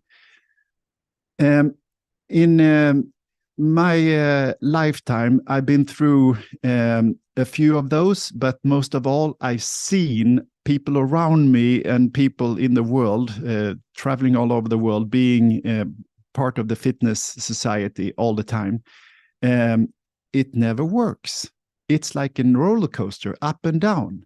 Most people, they can't stick with it. So what works is what's right in the long run. Stop doing all these short things in and out that just works for a short time. We need to go, like I said before, go down to our roots, come back to the basics, and eat high vibrational food that's right for us. Start exercising in a way that is good for us, wherever you are in your life, what level you want to be at. It's going to be much more pleasant, and let it take an extra few months. But then you're going to come to a point where the body comes to its equilibrium, and the body fat is gone. You feel fantastic, and it sticks, it stays. So that becomes the new you, your new body for the rest of your life, just because you learn to do the right thing instead of doing the easy thing. All right. Desiree, thank you. Thank you, Isabel. Desiree, sorry. Thank you. Yes, samples, correct. Elisa, is it good enough with yoga training to walk like you did in the short video? Very impressive. Or have you been running and training with weights? Yes, I do many variations. I do the yoga and both yin and yang yoga, which is part of what I would teach. And I do walking, hiking, walking, jogging, running, and sprinting. I swim, I play, I cliff dive, I free dive, so I do a lot in the water. And then I also bicycle, and I do a new type of bodybuilding, which is yoga bodybuilding. So fitness training in the gym. So it's actually both yoga and Tai Chi Qigong training with weights. So I vary from very light weights up to heavy. But it comes from being an old bodybuilder, totally punishing my body, destroying it. And it's taking me 20 years to come back to equilibrium, to balance my left and right side and get the spine correct and fix all the damages in the body, heal it and empower it so it's strong. And now I'm almost 100%. It comes in and out. 90 to 100% where I'm in my equilibrium. My weak side is my left side, which is the feminine side, still a little bit lacking after, which I'm doing my best to balance up. So I put in a lot of work in many ways. And then massages and healings continuously all the time. And rest, good sleep, very important. So yes, you can do, back to your question, you can do the bridge walk downstairs from stairs by just training yourself. But I think depending on what yoga training you do, you might not get so strong in your yoga for most of the modalities. You need to power up with yang power yoga and kundalini yoga to have that involved, so you get a really good arc, the arch of the spine, and the mobility, so you can move as well, being up there. Sorry, because if you stand in a bridge just for 1 minute, that's a tough exercise, and then start to move in the bridge.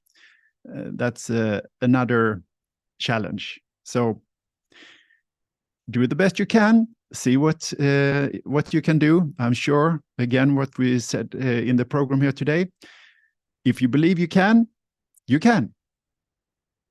And I believe you can, Elisa. So just keep on doing your training, and I'm sure the results will come. Samples. Recently fell back into the program, became a little unconscious. I had one night where I was so angry with myself, but didn't know why. But I understand now that it was because I had been tricked again. Yep. So we're all moving in and out here of, I call it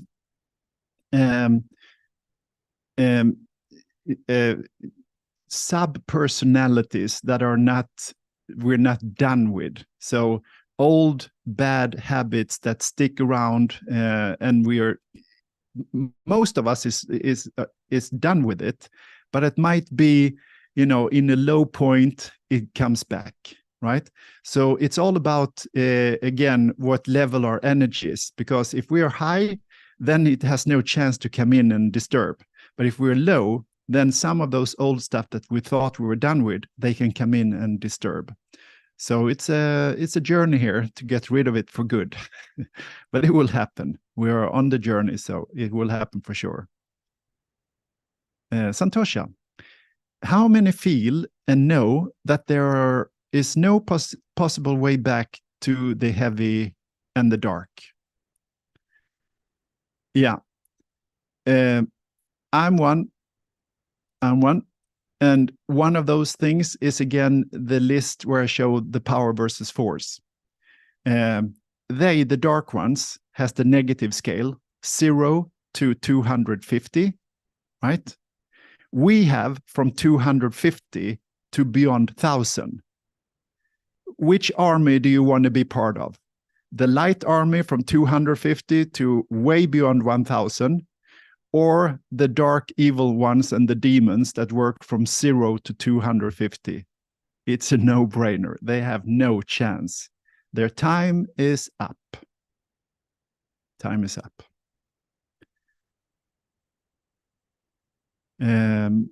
Marie Helming, thank you. Okay for the knees. So that's another part of the program. There is so much, so I will take week by week, thing by thing, but it's also part of my journey to heal my knees. So I will share a whole program with things to be aware of and to do, to incorporate in our weekly practice that strengthen all the muscles in the lower legs and the kneecaps, around the kneecaps, and also the hamstring and thigh, and also the pelvic area that we need to, it all starts with the pelvic area. So we need to balance the pelvic. All of us are a little bit crooked in the pelvic area, which makes one knee a little bit weaker. And then most often, because then if we go down crooked, if the pelvis is off, then there will be something off up as well. So if we look in the mirror, you can see there is not a straight line. We're not symmetrical. There is something going on in either way, and maybe even S-curve. So there is a little bit crookedness in other direction as well. So alignment is huge. Alignment, alignment, alignment. And when we align the spine, align the muscles, everything start to be balanced, then problems like knee problems and stuff like that disappear. So balance, alignment, and then strengthen the weakest points. I will make videos about this. So week by week, there will be new programs that will introduce, and not to make it overwhelming from the start, we will introduce them bit by bit. Okay. So back to your question there, Marie. If it feels okay, if you bounce lightly, no problem. But if you feel it hurts, if you have a weak knee, then I suggest you don't do the bouncing yet. Start by just taking care of yourself in the best way you can. And then we will come to the day where we will start to fix the knees as well. Okay. Samples. Do the right thing before the light thing until the light thing becomes the right thing. That's another way to say it. Yeah. It's more correct with the easy because we are very, we are. There is a couch potato in us all, a lazy one. And the lazy one always want to find shortcuts and do the easy way. But sometimes the easy way is not what we want. When you think long term, you rather do the right thing before the easy thing. And that's why when you do the right thing until it becomes the easy thing, then you're done. Santosha, there are samples. Okay, there was another. Yeah. Anna-Karin, Björn, thanks for the answer.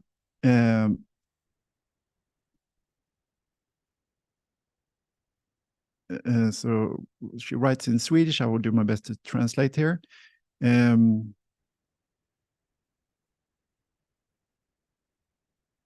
Yeah. So it's about the food that we are all in this big lie, being told to eat these things that are most mainstream foods, which is not the best for us, of course. So slowly and surely, we're moving into better and better, lighter food. So thank you, Anna-Karin. Santosha, wow, you're really on here this evening. I love it.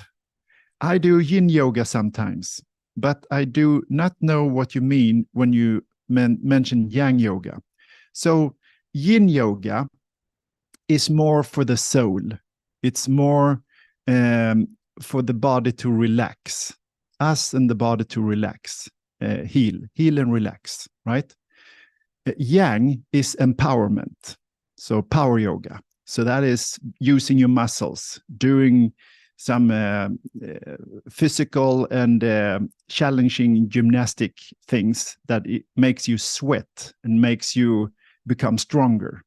So we need both. Veronica, thank you, Björn, for all inspiration.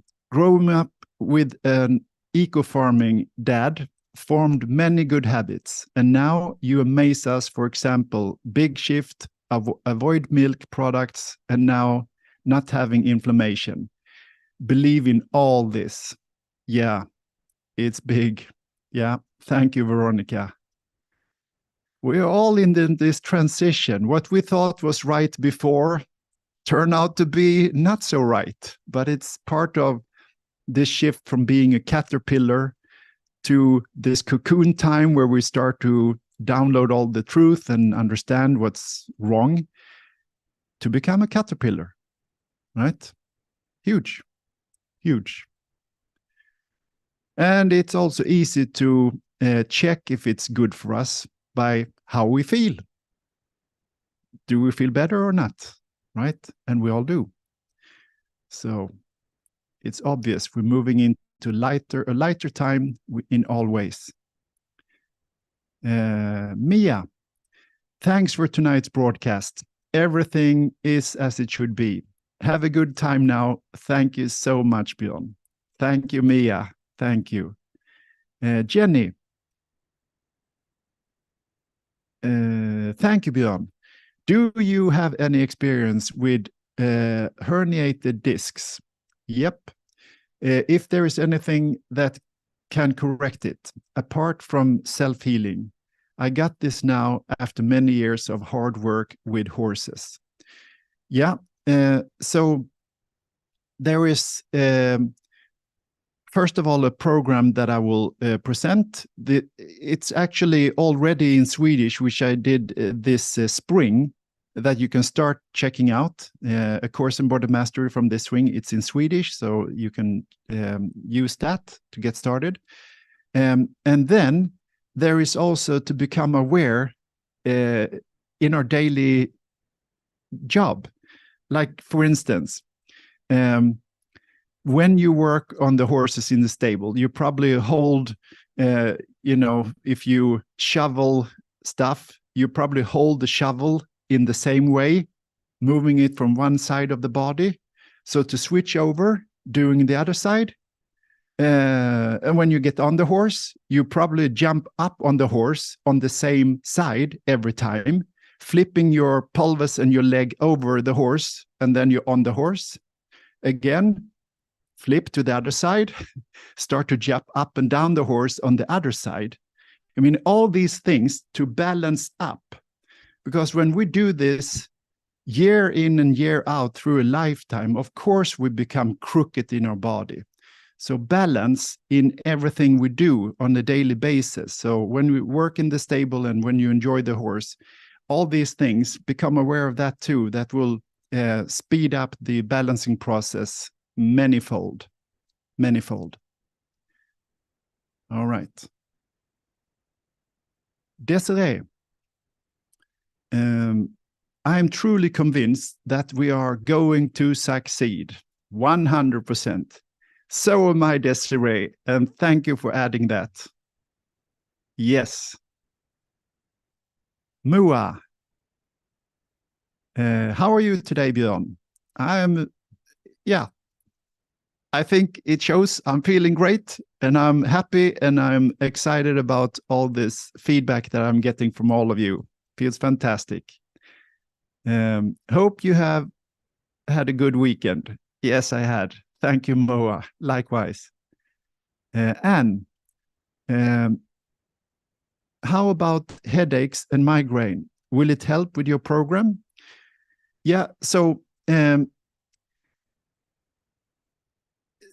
when it comes to start moving away from problems in our life and focusing on solutions, that is part of fixing yourself from headaches and migraines, because it's when there is old programs going on here which you can't solve.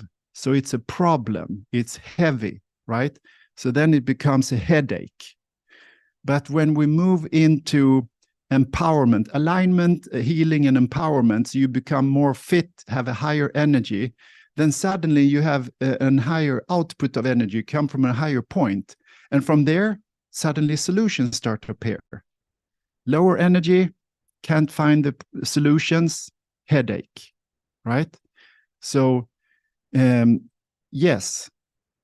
However, there is two parts to it. So it's also a thing you have to become aware of, that if you have had headaches and migraines through your life, that means it's a program that is running in the subconscious and the unconscious, which is just a program.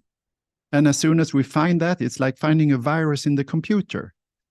Take it out, thank you, bye-bye, and then we don't need that anymore. So we are moving to fix all the lower problems, which is called diseases, right? Dis-ease. We're not in ease anymore, right? So absolutely, that is easy to fix. Easy. Chintamani, another Björn. Hello, brother. Good evening, dear brother. Hope you're well. Keep up the good work, spreading wisdom and love. I'm with you all the way. Thank you. I love you. And I'm so glad you're here with us. Thank you. Elisa, I ran very much as young, even competing in several Swedish name lopp, Midnight's loppet, so competitions, or leading a loppet, okay. But now I don't think so. I rather do different, yoga, walks, and horse riding. Yes, and here is a thing again with this paradigm shift we're in. So before, in the old paradigm, we have a lot of competition. And competition makes us be harsh to our bodies. We don't listen to the body when the body says stop, enough, right? We go over the limits and we do everything we can because it's competition. So now imagine the next level of competition in this new era, where you can do this the long whatever, if it's a marathon or whatever it is, but you do it in a light way. So maybe you start to feel you need some energy, so you start to slow down and you maybe walk a bit, or maybe even you sit down or take a power nap at the side of the road and then continue. So all these competitions we need to look over, in order to just accomplish it. And when you get to the goal, has not costed your body anything. It has strengthened you and the body. So all competition in all ways that cost the body damages are off the limit. That should never happen ever again. So that is part of becoming wiser and becoming more in tune with our bodies, that we never do any harm to ourselves and our bodies anymore. We just make it stronger, empower it, and keep it fit. So super big paradigm shift here. So I totally understand why you prefer yoga and walks and horse riding. Totally. But it's still okay to do these challenges as long as you do them with this new level of consciousness. And enjoy the ride, enjoy the journey. Marie, thank you, Björn. What do you think of the theory that you should eat special food depending on which blood type you have? I was actually into that 25 plus years ago, something like that.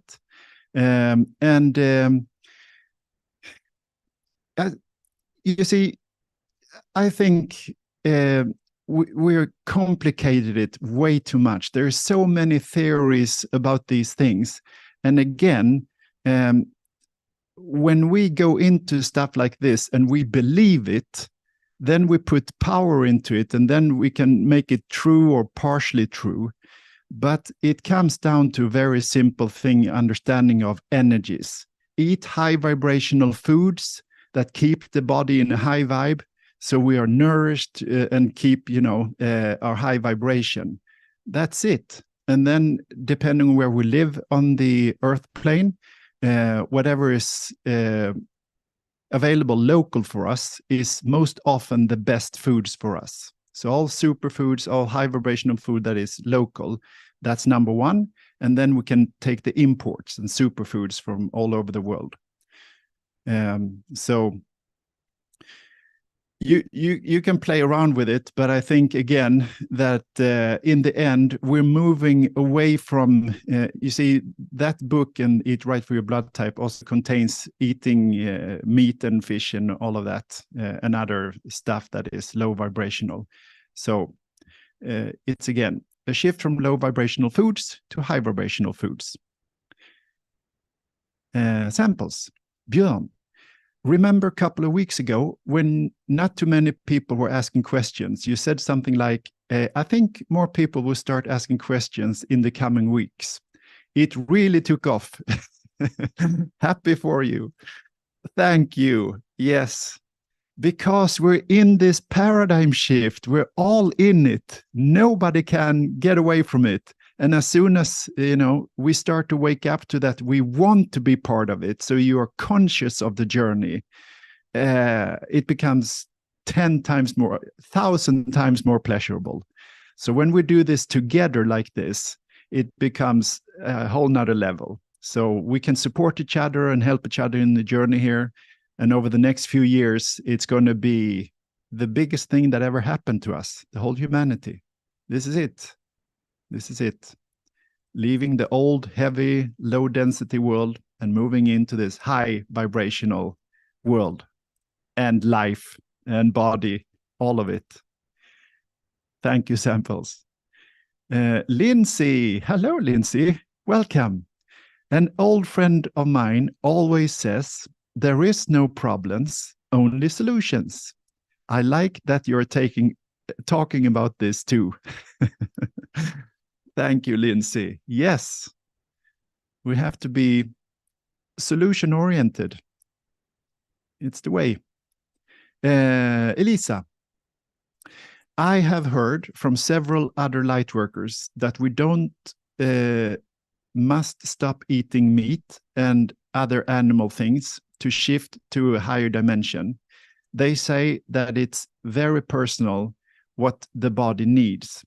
So again, if we believe that, then that becomes also more true. But if we wake up to that we don't want to harm the animals anymore, we want to be friends with the animals, we can make a shift in ourselves, not to be part of that slaughter and killing anymore, and now become friends with the animal. And another thing here, which I actually noticed myself, when I came to that point in my life, and I was a big bodybuilder eating, lots of meat every day. And I started my shamanic practice, my shamanic journey. When I was out in the nature, animals, wild animals, birds, mouses, rats, rabbits, all kind of, I lived all over the world. So I had many encounters in the wild where the animals are not threatened by me anymore, because I see them as my friends, and I send out a vibe that is, I would not harm you. But if you're a meat eater, you can't have that vibe because it's not true. So you send out the vibe that I might eat you or I'm a meat eater. See, so this is part of the ascension journey for humanity, that we will leave the killing. We will not be part of the killing for so much longer. Each and every one of us has its own journey. So if you still eat meat and you think that is something you must do and you have to do and it feels right, you just continue. I'm just saying that someday it will happen. There will be a shift where you feel, I don't want to anymore. And when that happens, it becomes so easy to leave it and move over to higher vibrational foods. So, and I'm talking from experience. I've been taking this journey very serious for my whole life. And it was at my height, at my fitness and bodybuilding career, living in USA, working out in the biggest gym in the whole world for all pro bodybuilders and fitness people and pro athletes. And I thought meat was something you just have to, otherwise you can't, perform as good. But you can. Everything is energy. Truly alive. Love learning to live more healthy and high vibrational. Thank you, Christine. Thank you, Christine. And thank you for writing your name when you have a name that doesn't say your name.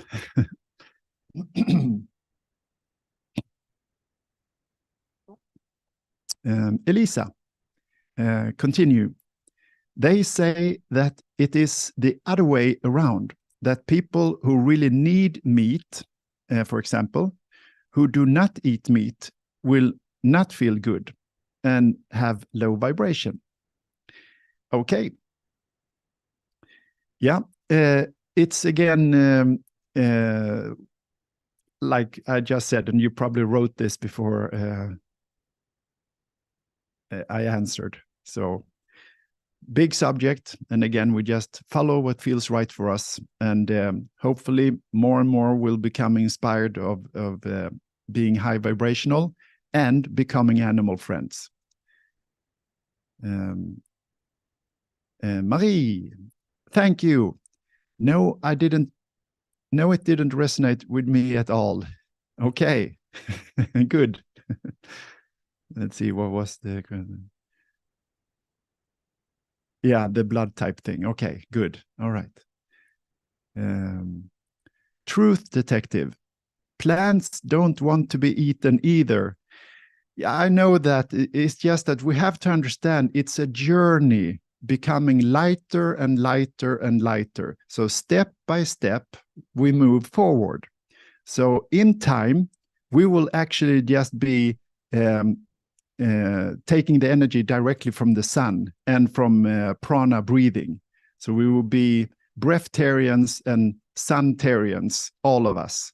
But it's a journey to that point. Until that point, we still need, food in in our life.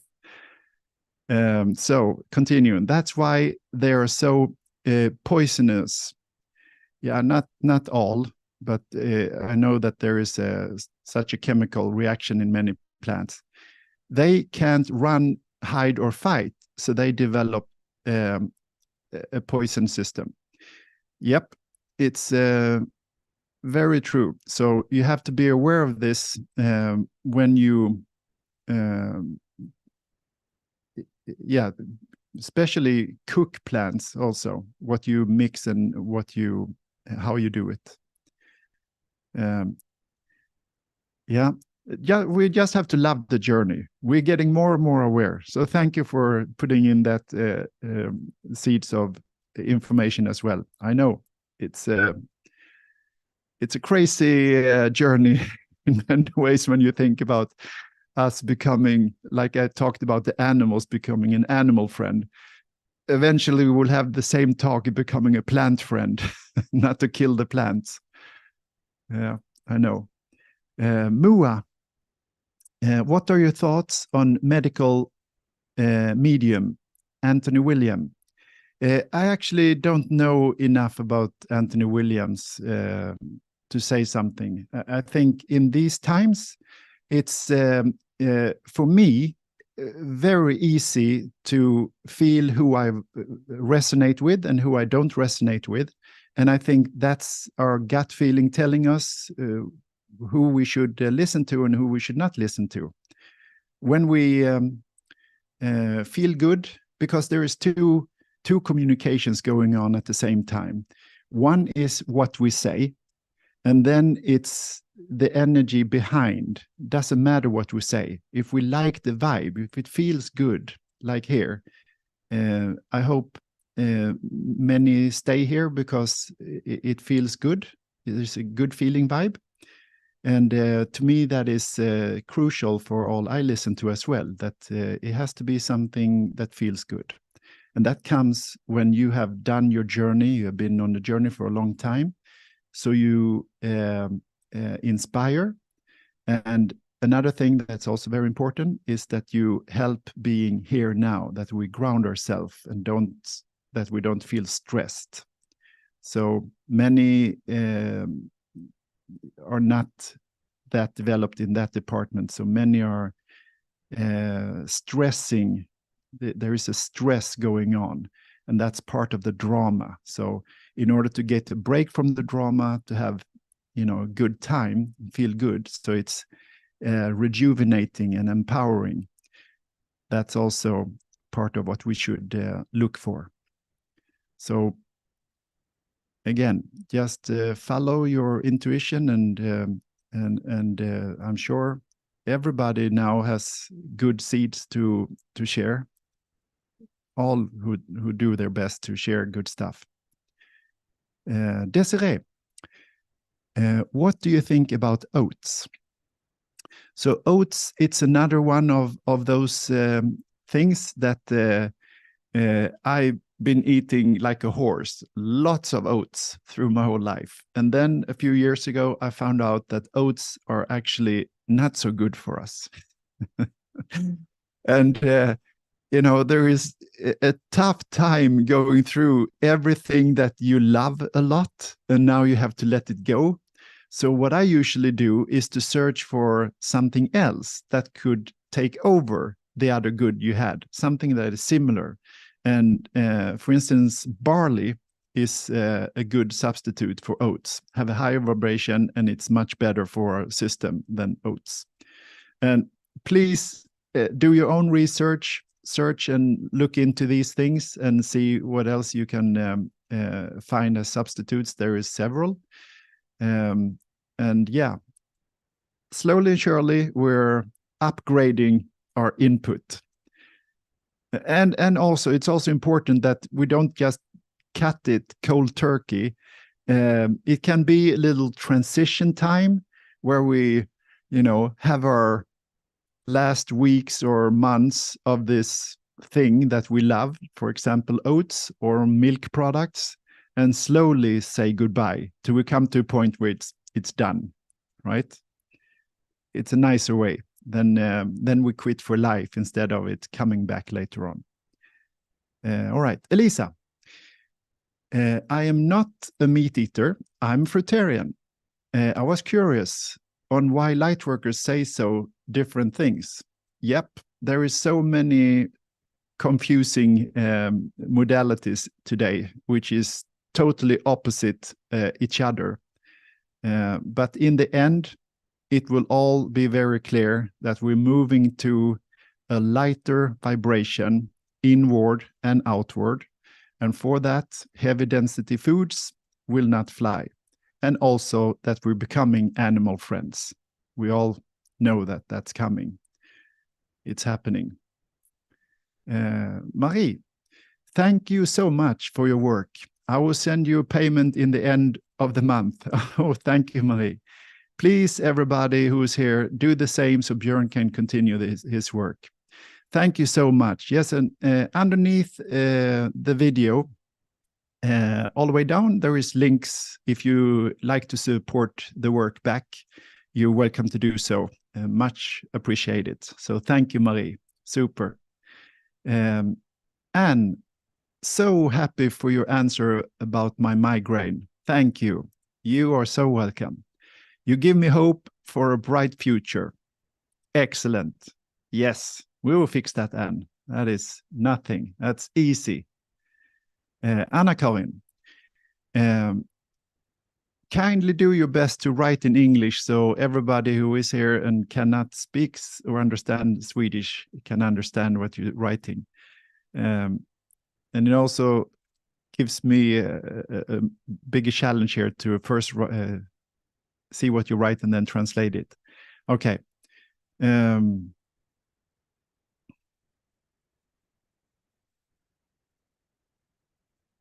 Yeah.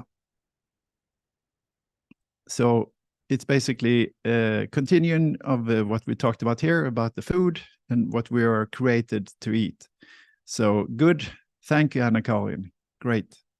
SC, there are Buddhist monks who became breatharians who were naturally mummified because their bodies were so pure there wasn't any rotting or even fluids in them.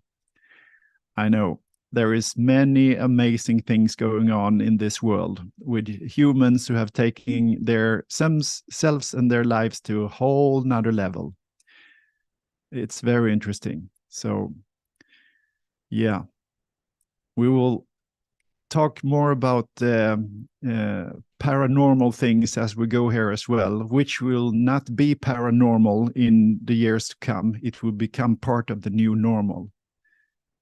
Thank you, Essie. Truth Detective. I'm a carnivore, but I'd love to become a breatharian. That's a big jump. Wow. Yep. So we can all start by just becoming aware of our breathing.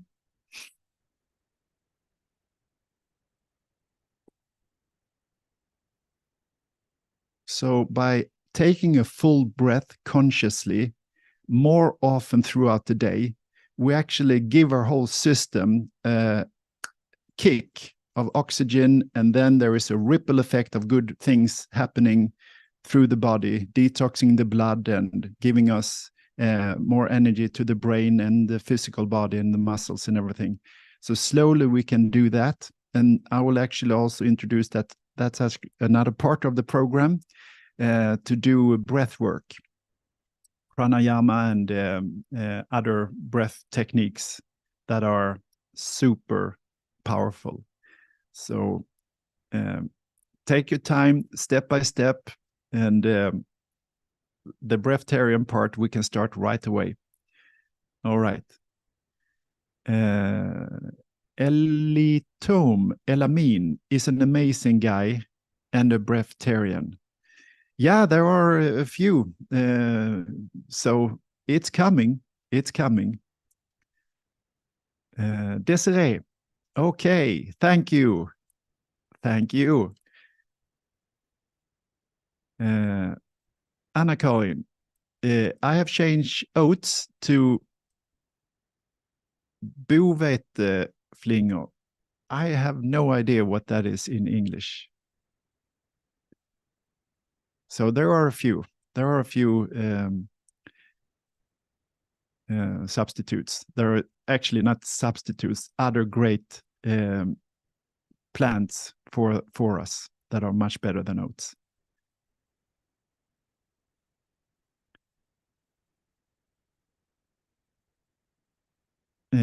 Thank you, Anna-Karin.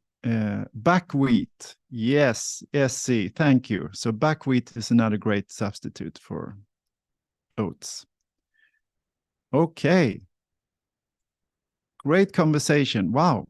It's already 15 minutes past 9. So if there is anyone more that has a question or something to share, kindly do so now. And then we will move over to the last part of this evening to have a empowering, inspiring meditation journey together. So I will just give it another few seconds here to see if there is any last questions.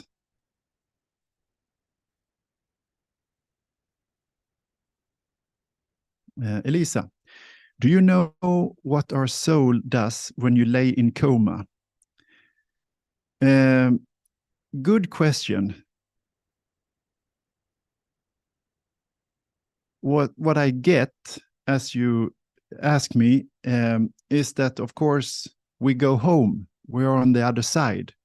And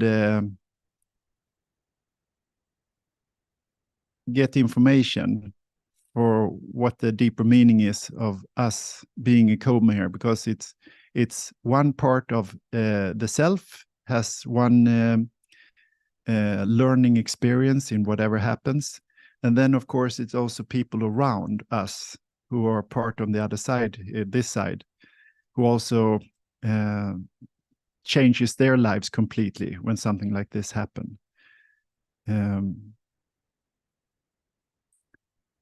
That's about what I can get right now. But I'm sure there is many.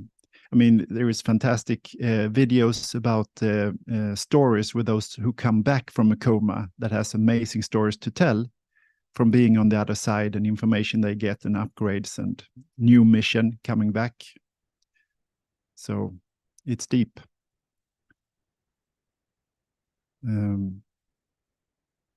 Also, another very obvious thing is that the universe stops the soul, or most often the ego, from continuing that life that is obviously not good for the soul, and the universe tell you to stop and take a break,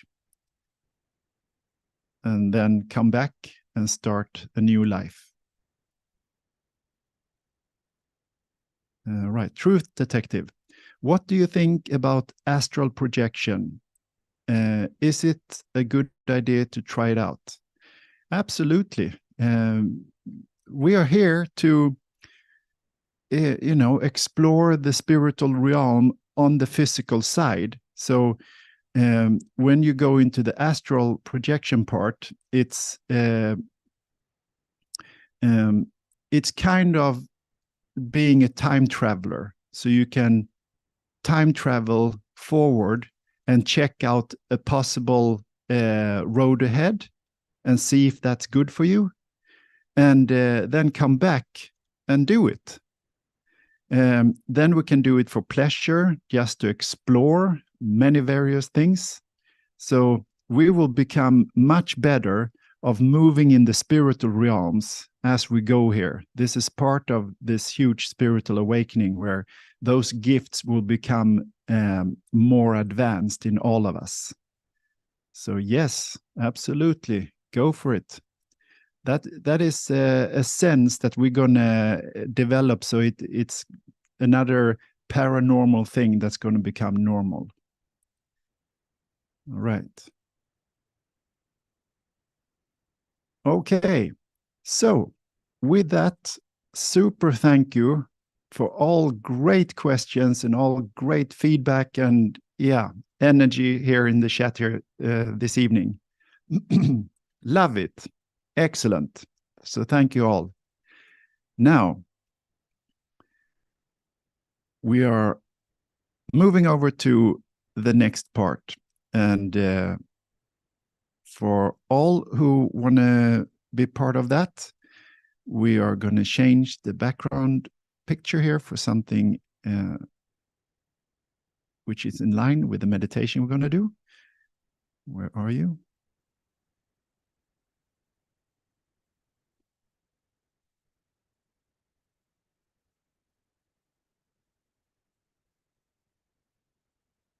Okay, here we go.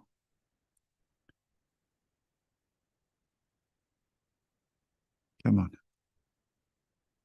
So sometimes the computer is a little bit slow here, but it's working. So it's coming.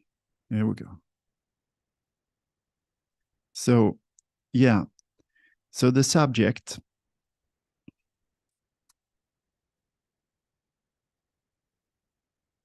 we are now moving into a time where it's we're not supposed to be bystanders anymore. We're supposed to start to take action, be part of the solution, and to know that the future is bright. So with that, we are leaving a lot of heavy energies that they want us to that we hold back. But imagine if the sun was a heart, and that's what it is. It's a big heart, just loving vibrations that now are part of this awakening and this higher vibration coming in. And it's part of this journey now to understand that the universe is here, is backing us up, that we're moving to a much brighter future. And it starts right now, not tomorrow. We're already starting it right now. So I'm just going to take a little bit of water here, and then we take a few deep breaths and we start to stretch a little bit, move around. We've been sitting still now for a long time. All right.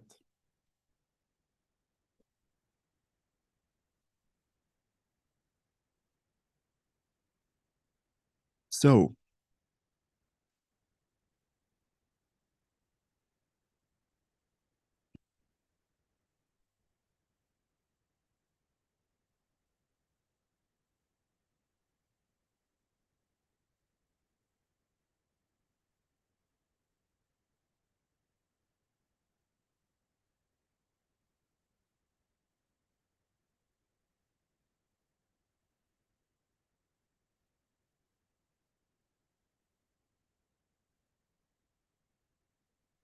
Very good. So allow yourself to sit straight.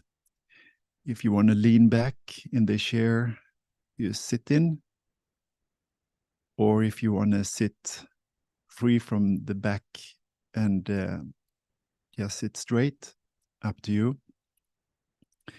Then kindly close your eyes, make yourself comfortable. Let your arms fall down in your knee with the palms up.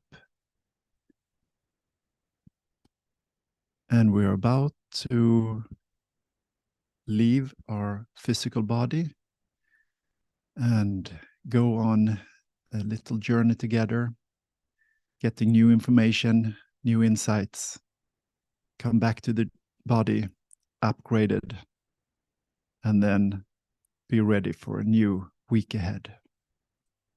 So here we go.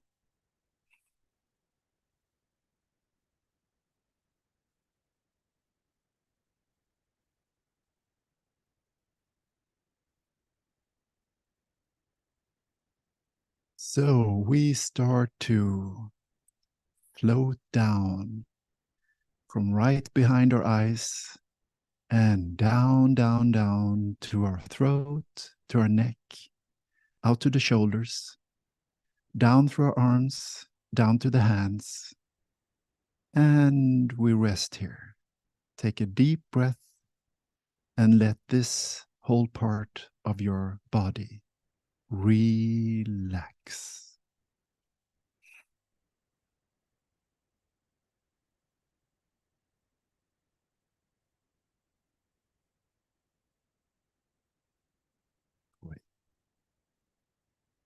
And we start to float up through the arms, to the shoulders, to the throat and neck, and then down through the chest and back, and also each vertebrae along the spine, down, down, down.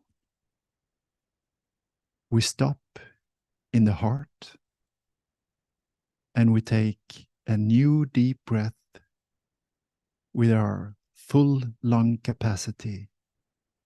And as we breathe out, we let this whole area relax.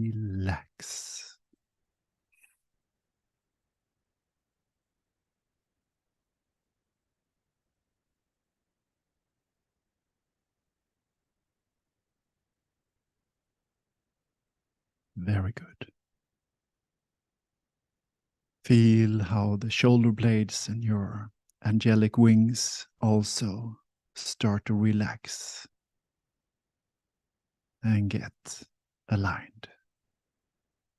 So we continue down through our tummy and mid and lower back, and also continuously inside vertebrae by vertebrae, passing solar plexus, passing the navel chakra, and all the way down to the root chakra.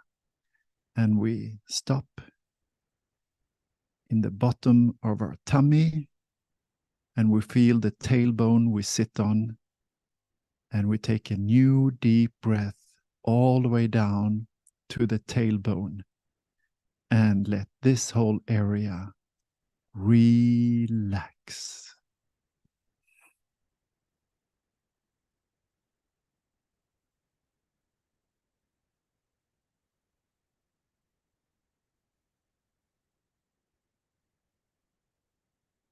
Very nice. So now we continue down to our buttocks, our thighs, our hamstrings, down to our knees, down to our calves, down to our ankles, down to the heel, along the foot, all the way down forward to our toes. And now we take a new deep breath and let the rest of the body totally relax.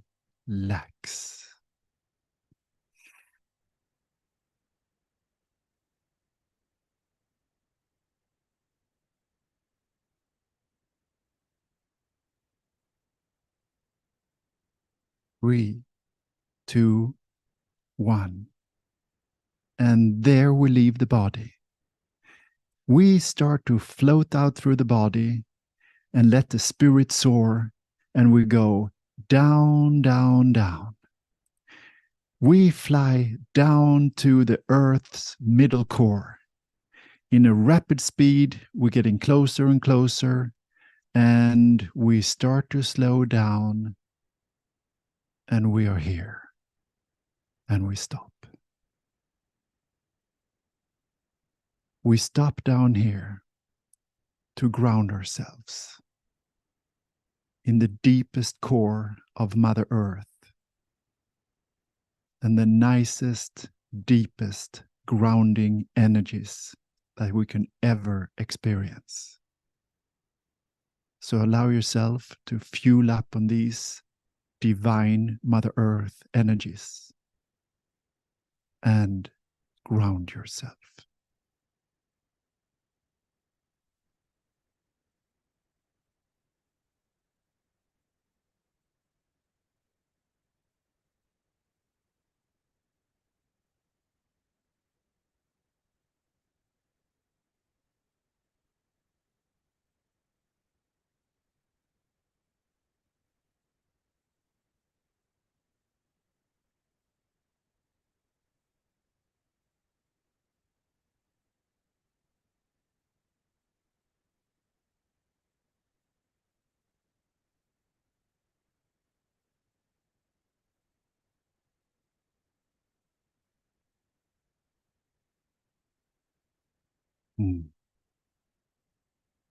Very, very nice energies here tonight.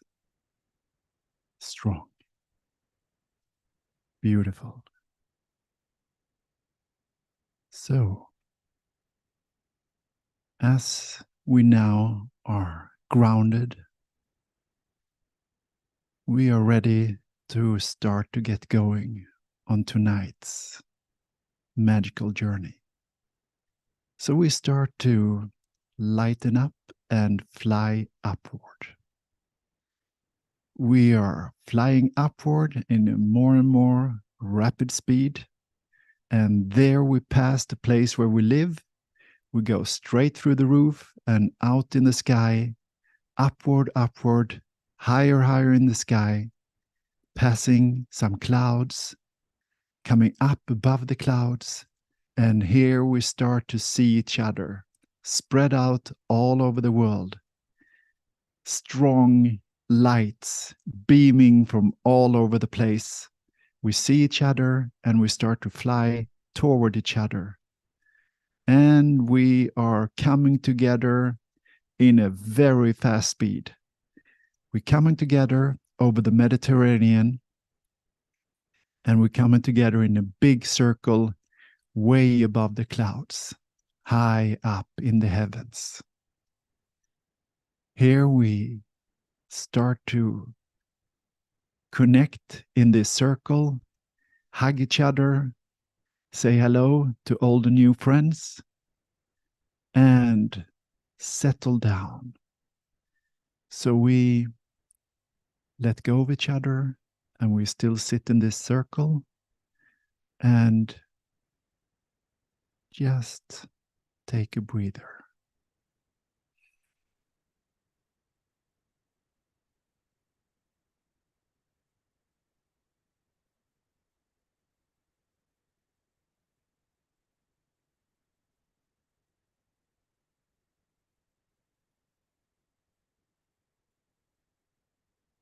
So,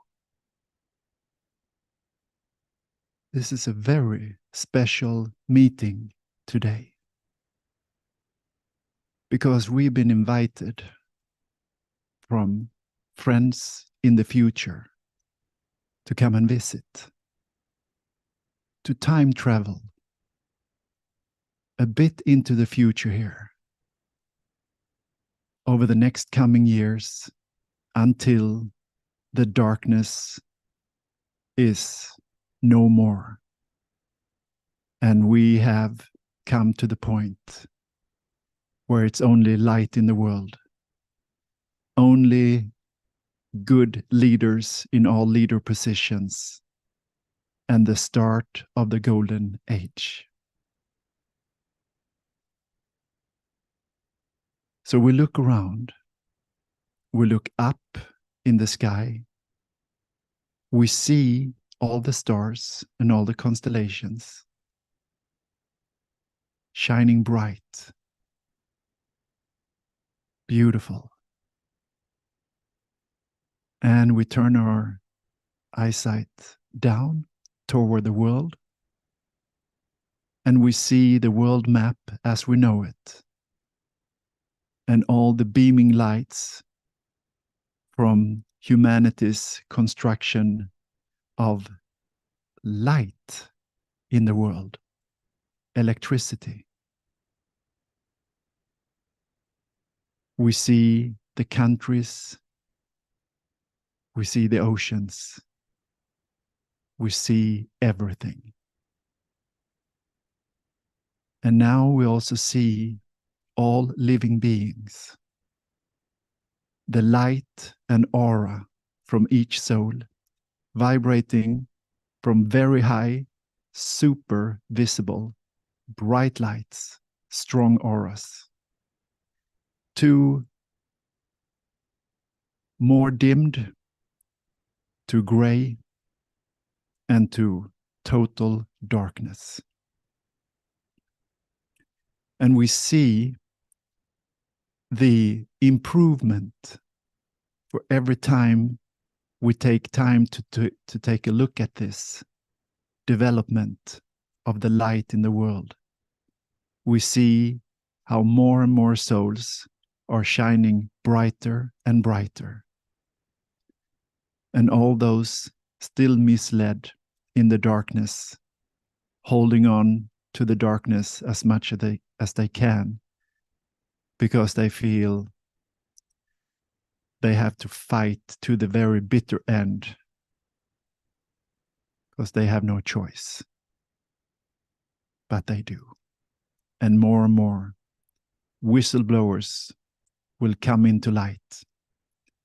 More and more of the darkness will turn against the darkness in this last part of the dark journey, and let everybody know what's been going on to help awaken humanity and speed up the process to the bright future ahead. Now, I'd like you to come up again with your awareness and just sit with this for a little bit and feel the importance of this time and the importance of you being here, the importance of us all being here, and the importance of really doing our best to be part of the solutions, to hold a good, nice energy, and to spread that good vibe wherever we go.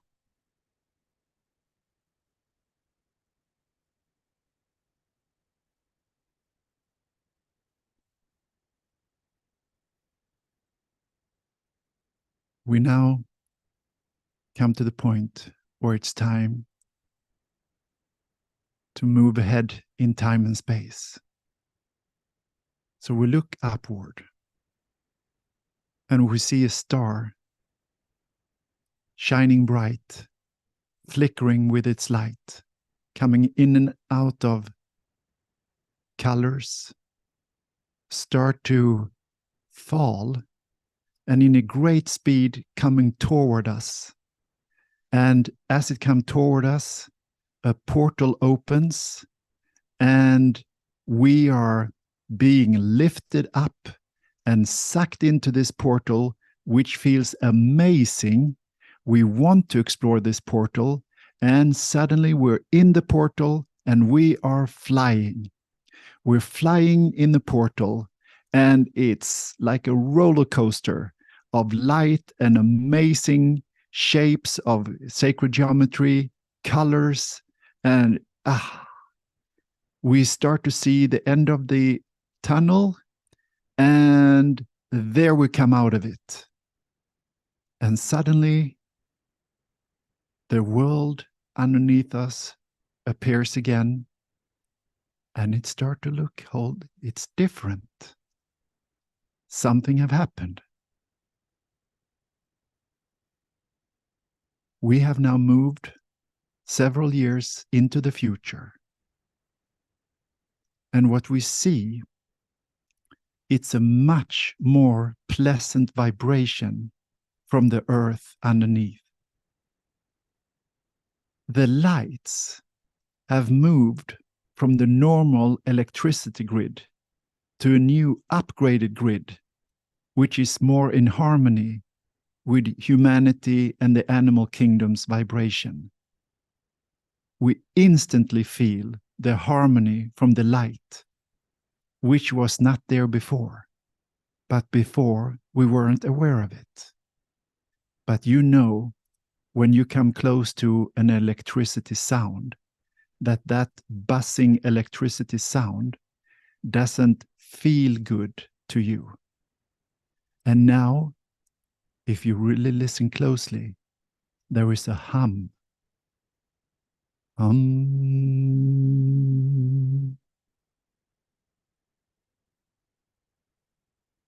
low vibrational frequency hum, which is soothing and actually helping for our system to balance and stay grounded. What a shift. That's just one of many technologies now being implemented for mankind and for being one with nature and one with humanity for the betterment of all.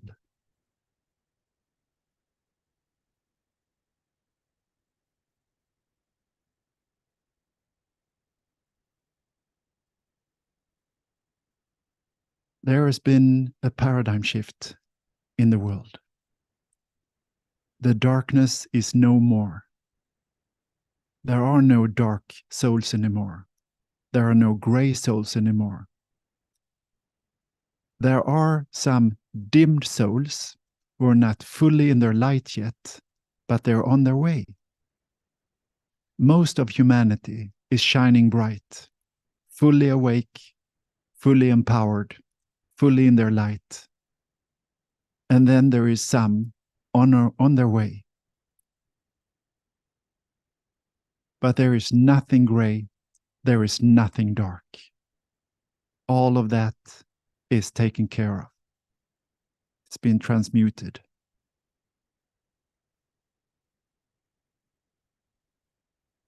We also now start to notice that there are no more countries in the sense we used to have them. All these separations of humanity in regions and countries is gone. And we feel an immense feeling of freedom. An immense feeling of peace, of love, of joy.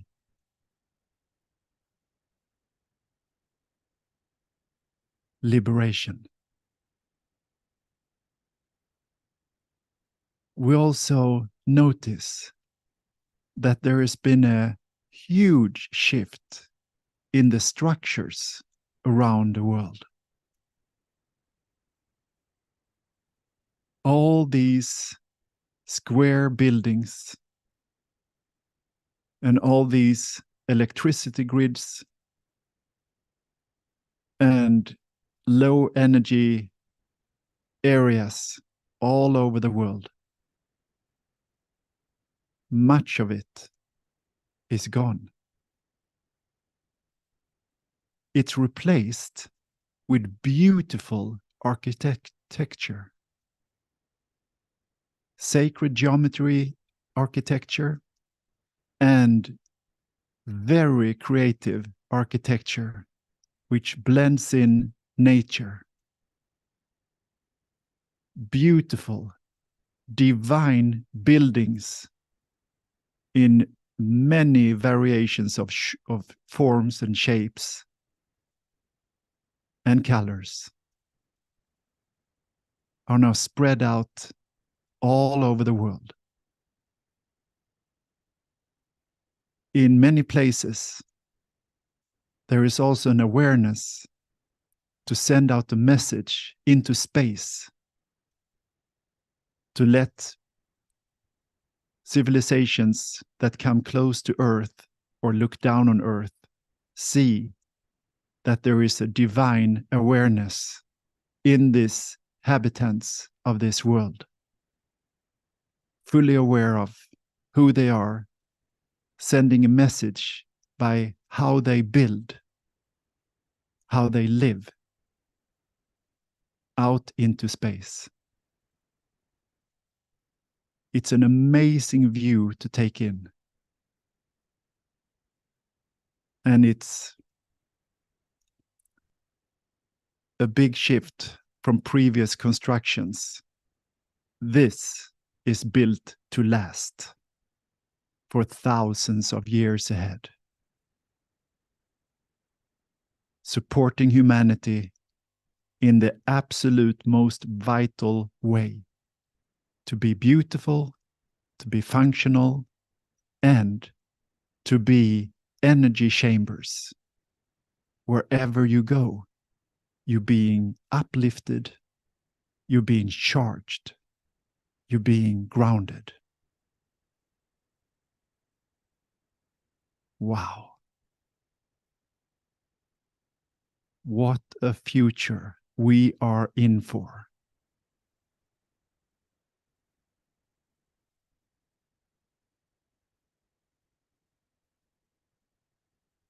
We start to look around a little bit more. What else do we see? Well, for one thing, we see that travel is now a whole new thing.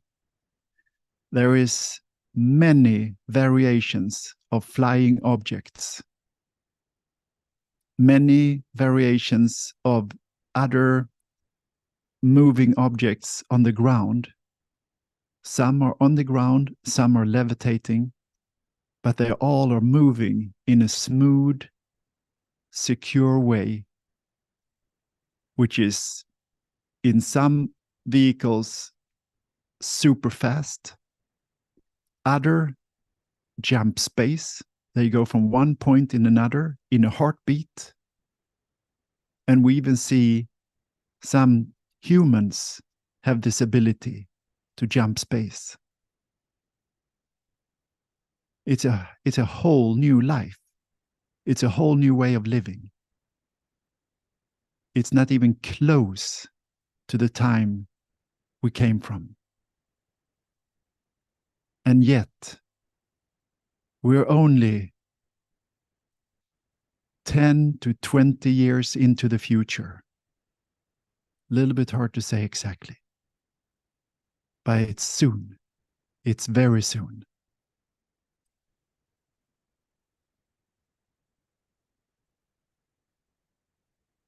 From the day where the darkness was taken care of and the light has won, from that day, just 10 years forward from that day, which is very soon into the future, we will jump at least 100 years into the future when all technologies that's been held back are released. With that comes a support system of other technologies that can build and create in the speed of light, creating floating cities on the ocean in sacred geometry and all variations of nature connected to the buildings, great open spaces, the oceans. Oh, Look at the oceans. Crystal clear. The air. Crystal clear. Everything is clean. All particles in the air that was previous there as a pollution from mankind, gone. So in the ocean, and so in the earth. Everything is clean, healthy.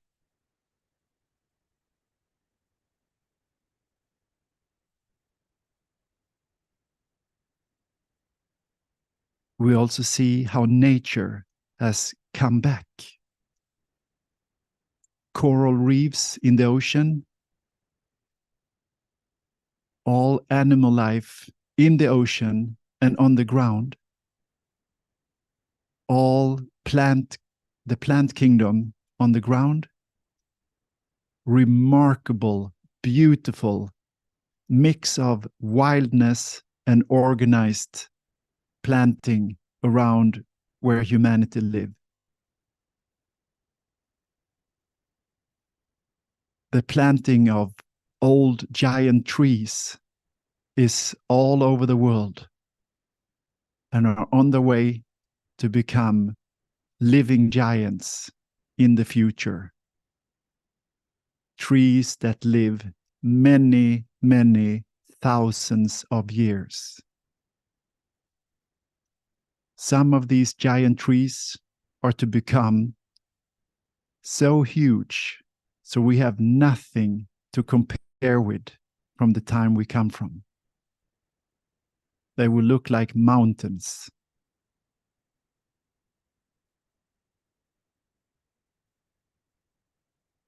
There is also another beautiful thing going on, and that is a relationship in humanity which has become the famous oneness.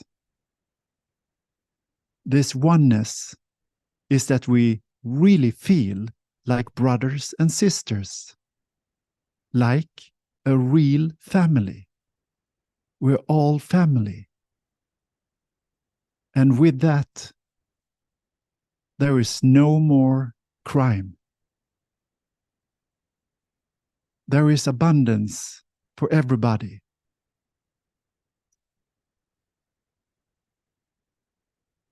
We don't work as we used to. Now we have so many variations of robots taking care of the daily simple things that we don't need to waste human abilities on. We need help to co-create heaven on earth. So for that has been the focus. And in that process, everyone is taken care of. Everyone has a good home, has plenty of food, has a lot of free time to take care of themselves and their bodies and their missions. Co-creations are the new thing. Humans collaborate with each other all over the world.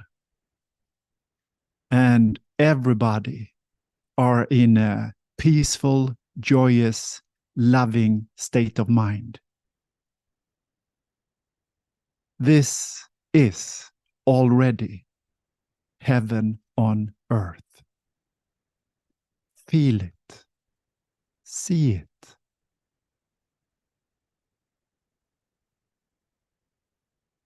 Energy is free. There are no energy bills to pay.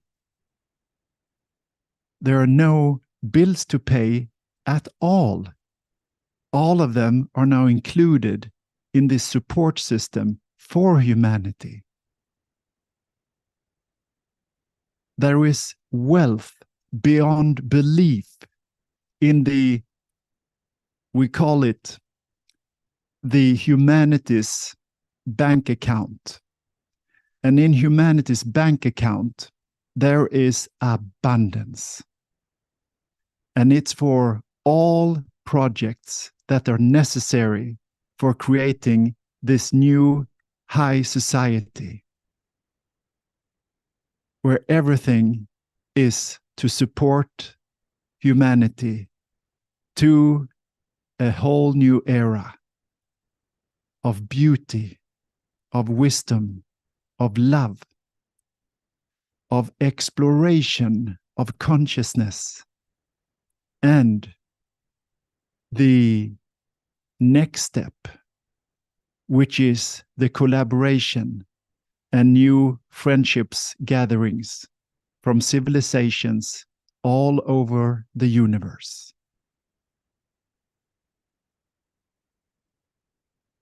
We have entered the time when we are invited into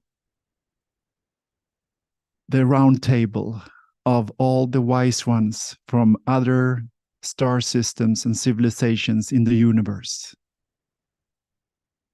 Since we have become friendly, we are now invited to be part of that amazing next step in our evolution.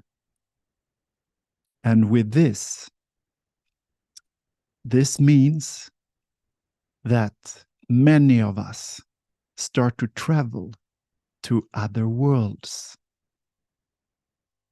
to learn how they live, how they made this shift when they were at this point. And we go there to learn and then to come back here to implement it. We are right in the beginning of all these great things manifesting in our world. Everybody follows their own passion. Everybody is in a joyous state, an excited state, because you're not just allowed to do what you love, you're supposed to do what you love. It's the whole new schooling system and the whole new working system. Work has been translated into something joyous. It's a blessing to be able to do what you love and love what you do.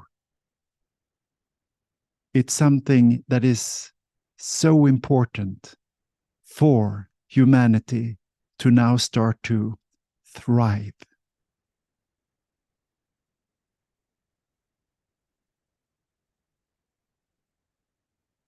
Now, summarizing all of this, it seems like we moved at least 100 years into the future. But we have not. We're only 10 to 20 years into the future. Can you imagine the rest of our lives, how that's going to be in this new world? Wow.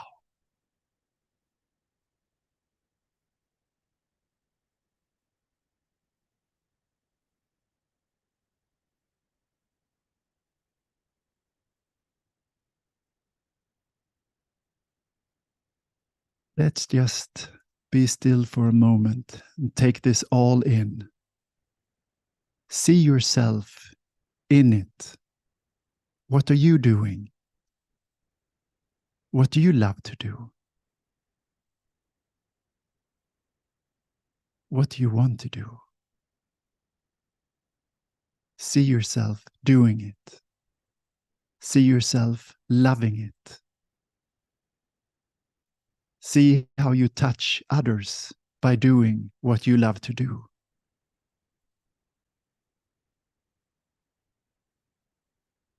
The words, "How can I serve?" has now come to its full purpose. So let this just sink in for a moment.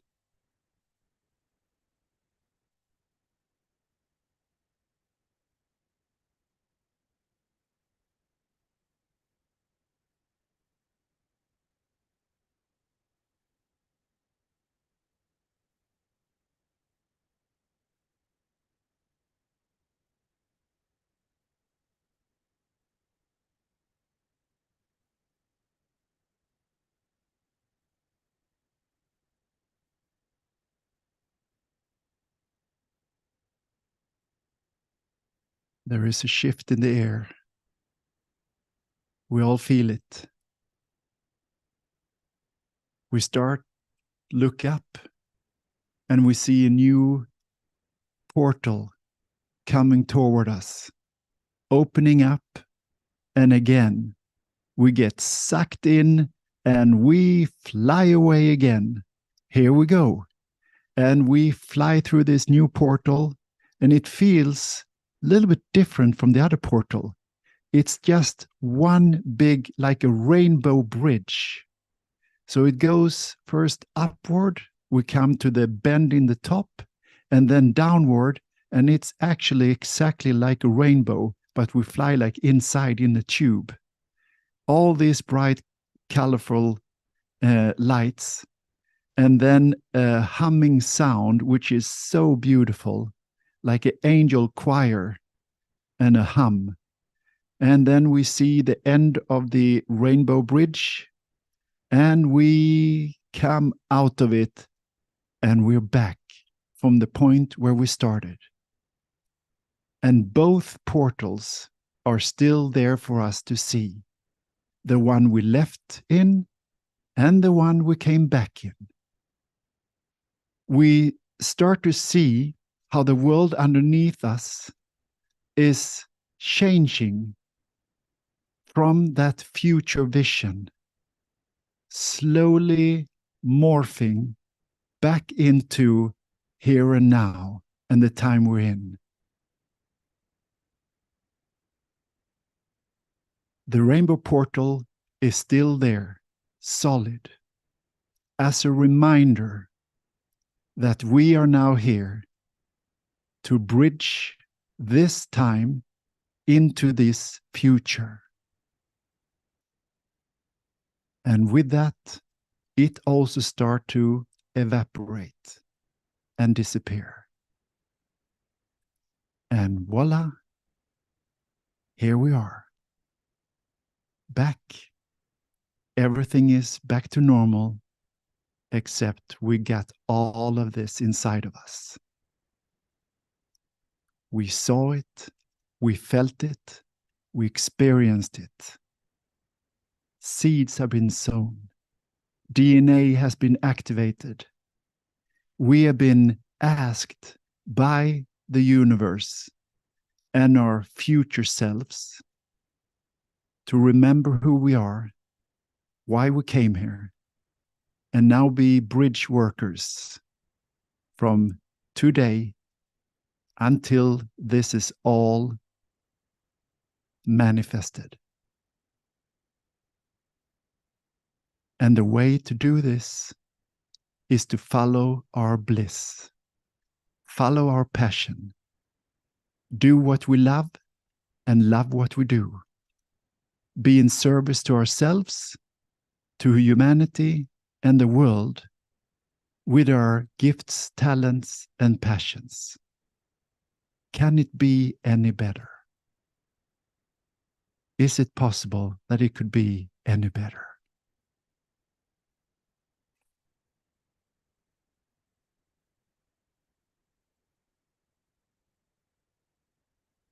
With that, it's time to say goodbye for now. So we go around in this circle, we hug each other, and we take a last good look at each other, see that beautiful light shining in our eyes. We're uplifted, we're vibrating super high.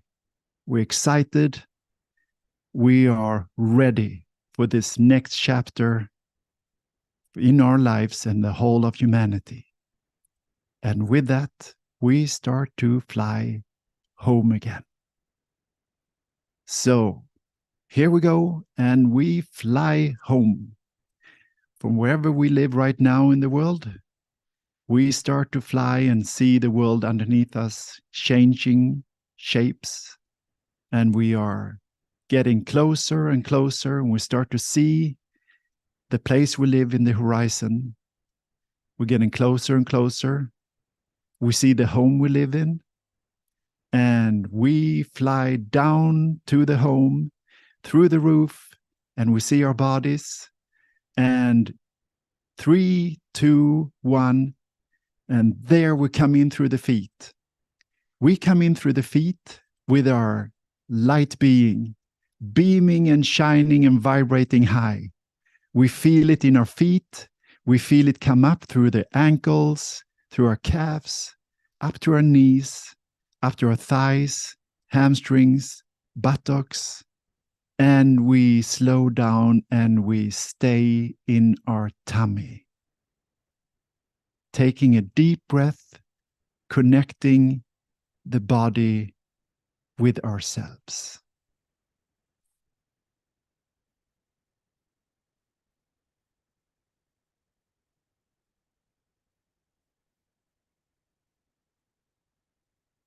Fantastic.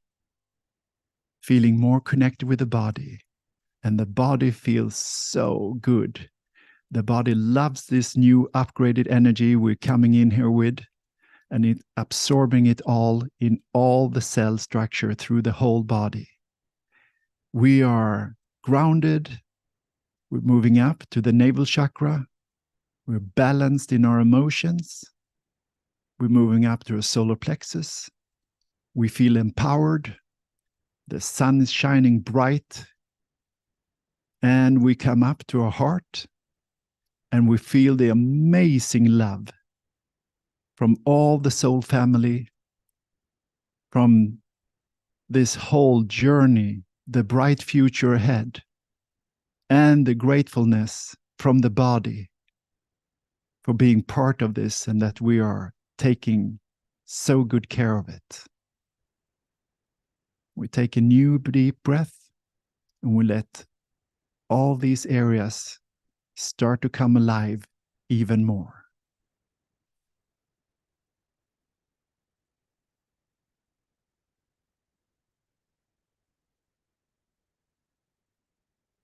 Very nice. And with that, we start to move out to the shoulders, down through the arms, down to the hands. We wiggle a little bit with our fingers and we start to come into our body more and more. We fly back through the arms, up to the shoulders, up to the neck and our throat chakra. We stop here a little bit and feel how this chakra is now also beaming with light, fully activated. Sharpen the skill in our communication, letting us speaking the truth and be heard like never before. To walk our talk and talk our walk, to speak the truth both inside with ourselves, so we uplift and empower ourselves, and so we do for others. And that we don't hold back anymore with what we love and what we wish to do. We let the world know this, and we seek and find people and circumstances that support us.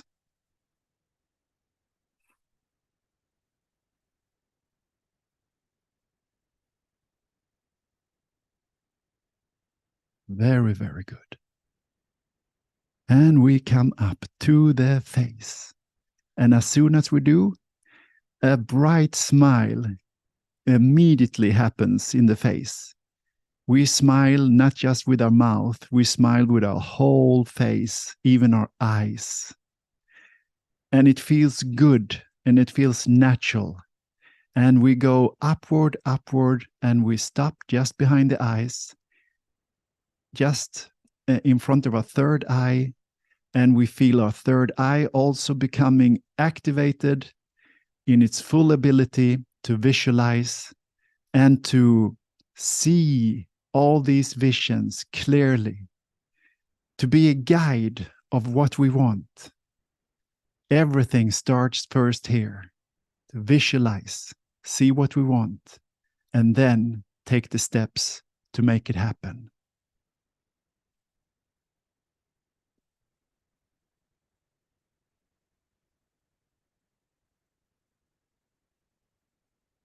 And we now turn our awareness up to our crown chakra, beaming with light, having a bright light beaming out straight up to the sky, and we feel how the crown chakra is fully activated. This amazing antenna connecting us to the heavens, to the source. And we see and feel our whole aura is now beaming in all directions, deep down in Mother Earth, through our whole system in all directions, 360, and all the way up. Our aura is now expanded several meters in all directions, and we feel fantastic. Everything feels divine, fully charged, secure, peaceful, loving. It's all there, all in place. So with that, when you're ready, take a last deep breath, and then you come back by simply opening your eyes.